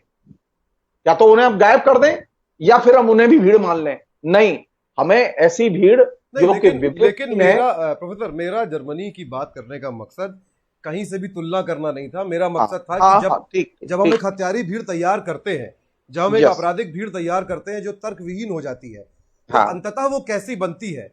वो जिस हिंसा और जिस अपराध के खिलाफ एक आम नागरिक के तौर पे या इंडिविजुअल के तौर पे वो होती है, जब वो भीड़ में कन्वर्ट हो जाती है तो वही सारे अपराध वो खुद करने लगती है। एक इंडिविजुअल के तौर पे मैं ना केवल हत्या से डरूंगा, हिंसा से डरूंगा, किसी भी ऐसे अपराध से डरूंगा। नहीं, उस भीड़ के हिटलर की दिशा में जाने के चांसेस हैं, क्योंकि ये हो रहा है। क्योंकि देखिए, बहुत सारी नफरत या बहुत सारे मतभेद हमेशा से दुनिया भर में रहे हैं, समाजों के बीच में, समुदायों के बीच में। पर जब आप उसको सड़क पे खड़े होकर चिल्ला के खुल के जाहिर करने में की स्थिति में आ जाते हैं, मतलब हम उसी दिशा में बढ़ रहे हैं जहां हम इस तरह की नफरत पे आ गए हैं कि अब हमको सड़क पे खड़े होकर बेशर्मी से चिल्लाने से भी गुरेज नहीं रहा, जिसको हम कहते हैं कि आंखों का पानी मर जाना, जिसे हम कहते हैं। और जहां पर हम अभी खड़े हुए हैं, हमने पिछले कुछ साल में ये लगातार देखा और ये बढ़ता जा रहा है कि अब आंखों का पानी नहीं बचा है। अभी सोशल मीडिया पे मेरा संवाद हो रहा था एक मित्र से, और 2014 के पहले तक मैं सरकार पे ऐसे ही सवाल करता था। मैं बहुत अच्छा व्यक्ति था, मैं लोकतंत्र बचाए हुए था, पर अब वो मुझसे बार बार कहते हैं कि आप नकारात्मकता से बाहर आइए, आप नेगेटिव हो रहे हैं। जबकि 2014 के भीड़ का हिस्सा बनिए। असल बात ये वो कह रहे हैं कि वही कह रहा हूं, आप भीड़ का हिस्सा बनिए। आप ये अभी मैं वही कह रहा हूं, भटके हुए हैं आप। तो मेरी वही रैशनैलिटी अच्छी थी पहले, अब वही खराब है। अब मैं नेगेटिव हूं, अब मैं नकारात्मक हूं। 2014 के पहले जब मैं पूछता था कि रोजगार क्यों नहीं है, तो मैं बहुत जरूरी काम कर रहा था, मैं लोकतंत्र का लड़ाका था। अब जो है मैं नकारात्मक व्यक्ति हूं। तो ये जो सारी चीजें हैं, और दरअसल नाजी जर्मनी में यही हो ही रहा था। जो भी ज्यू जो भी ज्यू के साथ खड़ा होता था जर्मन, उसको देश छोड़ना पड़ता था। अगर वो कोई बड़ा उद्योगपति नहीं है तो वो देश छोड़ के चला जाएगा। भाई आइंस्टाइन से लेके कितने सारे लोग उसी हाँ दौर हाँ में जो है जर्मनी छोड़ के चले गए, क्योंकि उनको उनकी जान पे खतरा था। वैसे ही जैसे अब गुंटर ग्रास बोलते हैं तो इजराइल में जो है वो बुरे बनते हैं, जबकि वो यहूदी हैं। तो समस्या ये है कि हम क्या बन रहे हैं। दूसरा एक इसका प्रोफेसर एक बहुत इंटरेस्टिंग चीज है। मैं कल एक चर्चा में ये सोच रहा था कि जिस तरह से यहूदियों के खिलाफ हिटलर ने उस वक्त जुल्म किया, उसका जो एक व्यापक, जो पीड़ित होता है ऐसी किसी स्थिति में, उसकी अगली पीढ़ियों तक पे इसका असर पड़ता है। और एक धर्म जो उस समय पीड़ित होता है वो इस जुल्म की वजह से कई बार कट्टर हो जाता है, और उसके बाद उसकी अगली 2-3 पीढ़ियों तक ये कट्टरता आसानी से नहीं जाती है। हम अगर इजराइल को देखें तो ये बहुत बहुत विजिबली क्लियर हमारे सामने हो सकता है। और यही जब हम अपने देश में किसी माइनॉरिटी के साथ करेंगे तो जाहिर सी बात है उस तरफ भी कट्टरता वैसे ही बढ़ सकती है, पनप सकती है, जैसे इजराइल के साथ आज है दुनिया में स्थिति, अगर हम देखें तो। हाँ उसका कहीं ना कहीं एक साइकोलॉजिकल आफ्टर इफेक्ट भी है। हाँ, तो लेकिन एक फर्क है। जी जी एक फर्क है, वो ये कि यहूदी एज ए जाति जी सारी दुनिया में मतलब अर्थव्यवस्था में डोमिनेट करती है, जी। सारी दुनिया में। नहीं, लेकिन आपको आपको जो वो कर रहे हैं एक उसके लिए एक उनकी सेकंड मजबूरी एक है। सेकंड एक सेकंड एक जी सेकंड एक जी सेकंड जी मतलब जी इजराइल में जो उस तरह की कट्टरता है, उसका एक बड़ा कारण यह है कि ये जो यहूदी हैं, वो यहूदियों का विश्व अर्थव्यवस्था में एक तरह से वर्चस्व है, इंटेलिजेंसिया में वर्चस्व है उनका, पूरी दुनिया के उनके जो है मतलब मीडिया में वर्चस्व है उनका। हिंदुओं का ऐसा कोई वर्चस्व नहीं है। जी बहुत ही विनम्रता से कह रहा हूं ये बात कि इनके पास जी में जी भौतिक परिस्थितियां ही नहीं है कि ये कभी जीवन में, ये है इनका लक्ष्य कि इजराइल जैसा बनाएं। जी ये है, मैं बहुत साफ कह रहा हूं इस बात को, कि इनका मॉडल है दिमाग में कि इजराइल जैसा बनाएं, अंदर सेक्युलरिज्म होगा लेकिन कट्टरता होगी और तमाम किस्म की बहुत सारी अराजकता होगी, समझ रहे हो। जी लेकिन वहां और यहां की परिस्थितियों में एक बहुत बड़ा फर्क है। जो हिंदू जाति है उसके पास में यहूदियों जैसा जो है ना आर्थिक वर्चस्व नहीं है, और कभी होगा भी नहीं। हिस्टोरिकली हिस्टोरिकली नहीं होगा। मतलब आज की स्थिति में मैं बता रहा हूं तुम्हें कि अगर कोई घटना घट जाए, मैं सामान्य सी बात बता रहा हूं, फर्ज करो कोई बड़ा नेता मर जाए या मार दिया जाए, ठीक, या कोई बड़ी दुर्घटना हो जाए, तो आप हजार जो है इंटेलेक्चुअल्स के, हिंदू इंटेलेक्चुअल्स के साइन नहीं करा सकते दुनिया में। समझ में आई तुम्हारे में। जी लेकिन अगर यहूदियों के खिलाफ में कहीं पर भी कोई घटना घटेगी, जैसे एक बहुत बड़ा हिस्सा है यहूदियों का जो रैशनल है, वो फिलिस्तीनियों के साथ खड़ा रहता है, हमेशा हमेशा खड़ा रहता है, वो इजराइल की सरकार के साथ नहीं खड़ा रहता। ये जो डिफरेंस है, यहूदियों ने भी अपने अनुभव से सीखा और उन्होंने रैशनैलिटी को एक्वायर किया, समझ रहे हो। वो सारे के सारे यहूदी दुनिया के जो इंटेलेक्चुअल्स हैं, उसमें एक मेजर हिस्सा है वो किसके साथ है, इजराइल बनाम फिलिस्तीन के संघर्ष में, वो फिलिस्तीनियों के साथ है। मुझे याद है अच्छी तरह से, आज से कुछ साल पहले जब रमल्ला में सबसे भयानक अटैक किया था 2002 के आसपास इजराइल ने, तो उस समय 2500 बुद्धिजीवियों ने, जो उसमें अधिकतर यहूदी बुद्धिजीवी थे, 2500 बुद्धिजीवियों ने इजराइल की आलोचना करते हुए स्टेटमेंट जारी किया था। जी समझ रहे हो। ये एक हमारे यहां का जो बुद्धिजीवी है ना, सो कॉल्ड नीचे, उसमें एक बड़ा हिस्सा है जो शिक्षित वर्ग जिसे हम लोग कहते हैं, वो शिक्षितों में एक बड़ा हिस्सा है जो कि किसी भी किस्म के पॉलिटिकल स्टैंड को लेने की स्थिति में ही नहीं है। अगर वो स्टैंड भी लेगा तो इतना खराब स्टैंड लेगा कि जिसे कोई अखबार वाला छापना पसंद न करे। सामान्य सी बात बता रहा हूं मैं। तो उनकी स्थिति थोड़ी सी अलग है कि उन्होंने ये इतनी जो बर्बरता थी हिटलर की जिसका उन्होंने सामना किया, उन्होंने अपनी जाति के अंदर भी विवेकवाद पैदा किया, समझ लो। यहां इतने उत्पीड़न के बावजूद, इतने दमन के बावजूद हिंदुओं में विवेकवाद अभी पैदा ही नहीं हुआ। ये बहुत बड़ा गैप है, बहुत बड़ा गैप है। ये संभव ही नहीं है, हमारे यहां तो संभव नहीं है। एक सवाल जो है वो बीएम प्रसाद ने किया। मुझसे ये सवाल मुझे पता है कि जर्मनी में वाम कार्यकर्ता क्या कर रहे थे, तो उसका जवाब मैं जवाब की जगह एक सवाल ले आता हूँ, भारत में क्या कर रहे हैं। तो इसको मेरा जवाब समझा जाए, वही कर रहे हैं जो लड़ रहे हैं, वो लड़ रहे हैं अभी भी, वहाँ भी वो लड़ रहे थे। पर स्टेट की पार जो होती है, स्टेट की जो शक्ति है, वो एक अलग तरह की होती है। वो भी तब जब बहुसंख्यक वर्ग इस तरह से साथ खड़ा हो जाए। तो जाहिर सी बात है, वाम कार्यकर्ता की केवल बात नहीं है बीएम प्रसाद जी, किसी भी पार्टी का कार्यकर्ता हो। मेरा तो सवाल ये भी हो सकता है कि कांग्रेस के कार्यकर्ता क्या कर रहे हैं। आपके हाथ में जितना होता है आप उतना लड़ पाते हैं। परिस्थितियां ऐसी हो जाती हैं जब न्यायालय से लेकर के तमाम जितने भी न्यायिक और ऑटोनॉमस संस्थाएं हैं, जब वहां नहीं, पे उनके लिए एक चीज कहना जरूरी है, जी वो कि बाम से कुछ चूकें हुई जिसकी वजह से हाँ हिटलर आया। जी उनका बिल्कुल उनका बिल्कुल, मैं लेफ्ट की संकेत समझ रहा हूँ, नहीं नहीं, उनकी लेफ्ट उनकी की बात चूक का है मैं वो, तो मैं वही कह रहा हूँ एक ना कि एक एक हाँ चीज दूसरी जी चीज ये है कि बाम के कार्यकर्ताओं ने जो काम किया वो ये कि जब वहां बहुत तेज दमन था और वहां टिकना मुश्किल था, जी तो वो बाहर निकले, हाँ बाहर निकले और सारी दुनिया में जहां भी शरण मिली वहां फैल गए वो। बिल्कुल और उन्होंने अपने तरीके से सबसे महत्वपूर्ण चीजें लिखी उस समय, जो कि बुर्जुआ विचारक भी नहीं लिख पाए हिटलर के बिल्कुल बारे में। बिल्कुल हिटलर के बारे में बिल्कुल मैं सिर्फ बीएम प्रसाद जी को एक नाम रेफर करना चाहूंगा, ज्यादा नहीं, मैं डिस्टर्ब नहीं करूंगा उन्हें। जी वो सिर्फ एडोर्नो की किताबें खाली देख लें। बिल्कुल बहुत बड़े कद का इंटेलेक्चुअल है, बहुत बड़ा जीनियस है, और उसने सारे दमन उत्पीड़न के बाद वहां से भाग के अपनी जान बचा के मार्क्सवाद की सेवा की, जनता की सेवा की। आज उसकी लिखी हुई किताबें सारी दुनिया के इंटेलेक्चुअल्स के लिए गीता से ज्यादा महत्वपूर्ण है। तो बहुत पढ़ा जाता है वो। फासिज्म के खिलाफ में लड़ाई में कैसे लड़ा जाए, इस पर जो एडोर्नो और उसके दोस्तों ने जो काम किया बाहर निकल के, कुछ लोगों ने अंदर भी रह के काम किया, लेकिन जिन लोगों ने बाहर निकल के काम किया वो काम बहुत मूल्यवान है। सारी दुनिया ने उससे सीखा। लोग नहीं जानते थे, लोग नहीं जानते थे। और मार्टिन जिसे निमोलर जिसे की जो जिसे कविता है वो इस बारे जिसे में कहती जिसे है जी जिसे सामान्य शब्दों में कहें, जो इंटरनेट पे वो खोज सकते हैं, जिसे फ्रैंकफर्ट स्कूल कहते हैं। वो फ्रैंकफर्ट स्कूल के निर्माता सारे के सारे वे लोग हैं जो कि मार्क्सवादी थे। उनका एक बहुत बड़ा दिग्गज हाइडेगर, वो हिटलर के साथ चला गया था, लेकिन बाकी लोग नहीं गए। बाकी लोग नहीं गए।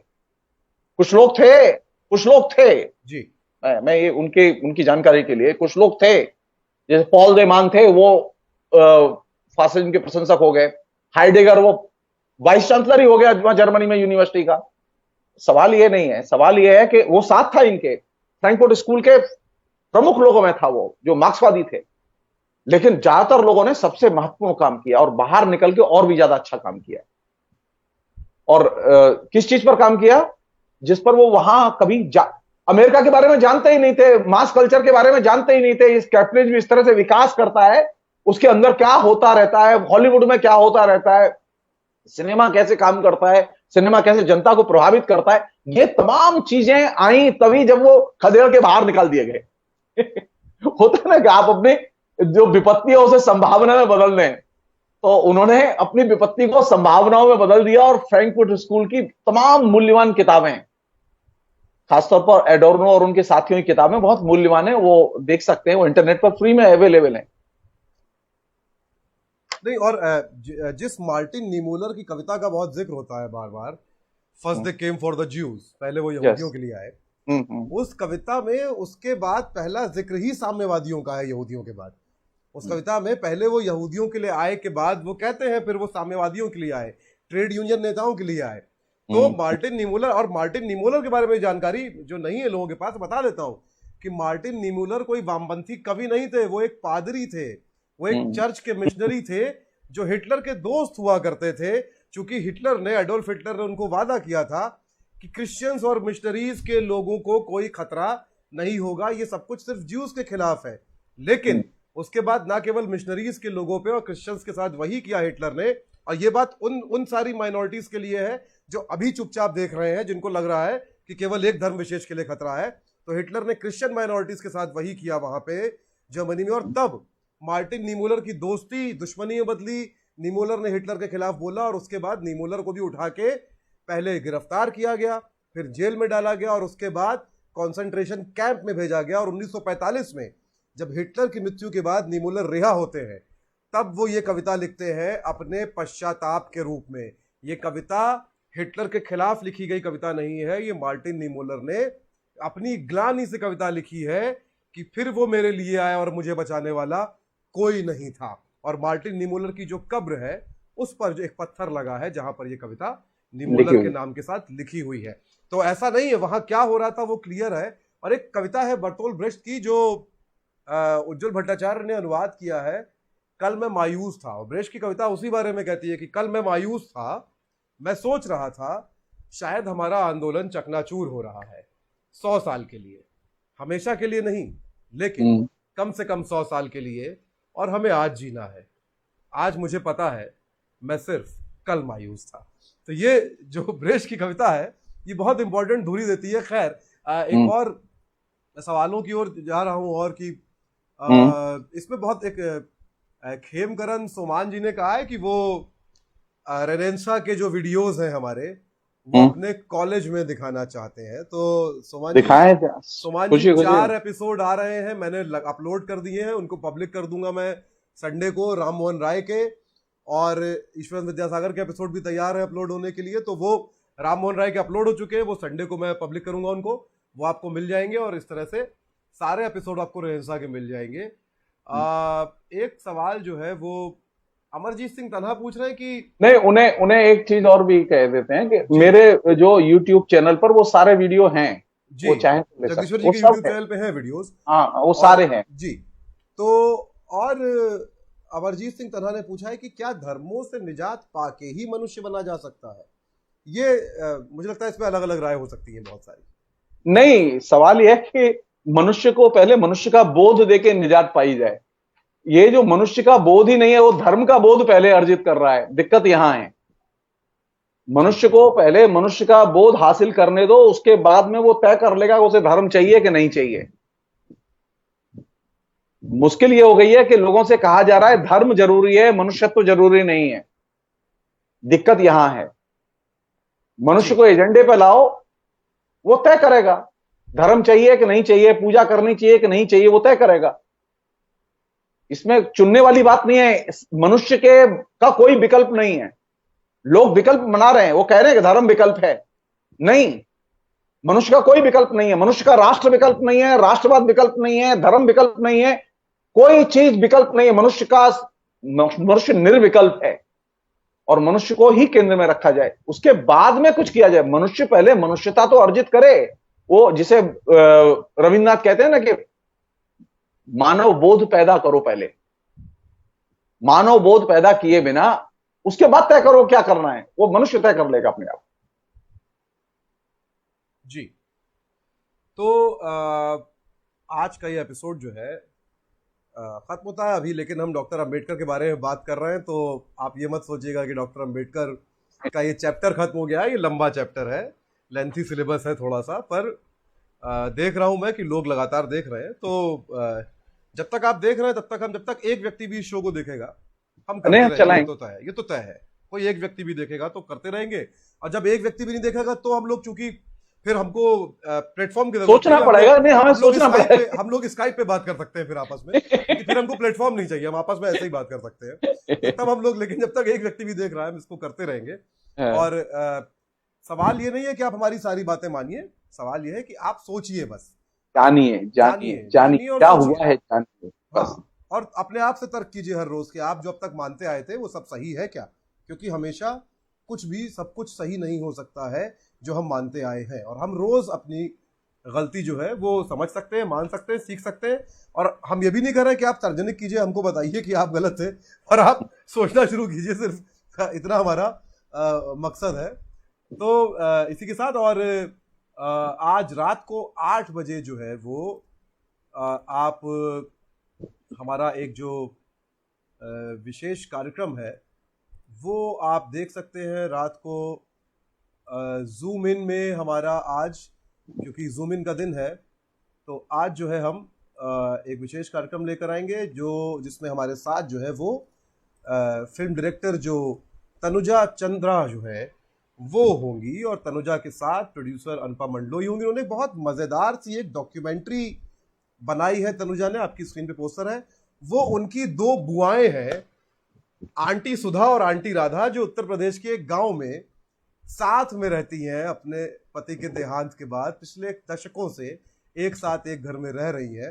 तो वो दो बुजुर्ग औरतें कैसे उस घर में रहती हैं, आसपास के समाज से उन दोनों का क्या रिश्ता है, और दो अकेली औरतों का आपस में क्या रिश्ता है, इस पर बहुत खूबसूरत एक डॉक्यूमेंट्री, एक बहुत अलग तरह के विषय पे रियल लाइफ शूट करी है तनुजा ने, वो बनाई है। उस पर हम बात करेंगे, बहुत सारी और चीज़ों के बारे में बात करेंगे। रेनेसा में हम मंडे को फिर से मिलेंगे डॉक्टर अंबेडकर की कहानी के साथ। और कल शनिवार, कल जो है कल शुक्रवार है, रात को साथ से समाज में हम जो है वो विंग कमांडर अनुमा आचार्य से आर्मी आर्म फोर्सेस के अंदर जो जेंडर बायस है उस पर चर्चा करने वाले हैं। बहुत दिलचस्प है, किसी ने अभी तक टेलीविजन पर इस पर विमर्श इस तरह से नहीं किया है कहीं किसी मीडिया में। हम इंटरनल वहां पे किस तरह से बायसेस मौजूद है उस पर उनसे चर्चा करने वाले हैं। शनिवार को जात ना जात में मंडल कमीशन होगा, और हम बात करेंगे रविवार को दोपहर में दिल्ली दंगों पर जो रिपोर्ट है माइनॉरिटी कमीशन की, और कैसे दिल्ली दंगों के बारे में अलग अलग भ्रम फैलाए जा रहे हैं उसको लेके। प्रोफेसर आपका बहुत शुक्रिया, थैंक यू। और मंडे को हम लोग फिर मिलेंगे रेनेसा में। रेनेसा देखते रहिए और सवाल हमसे करते रहिए।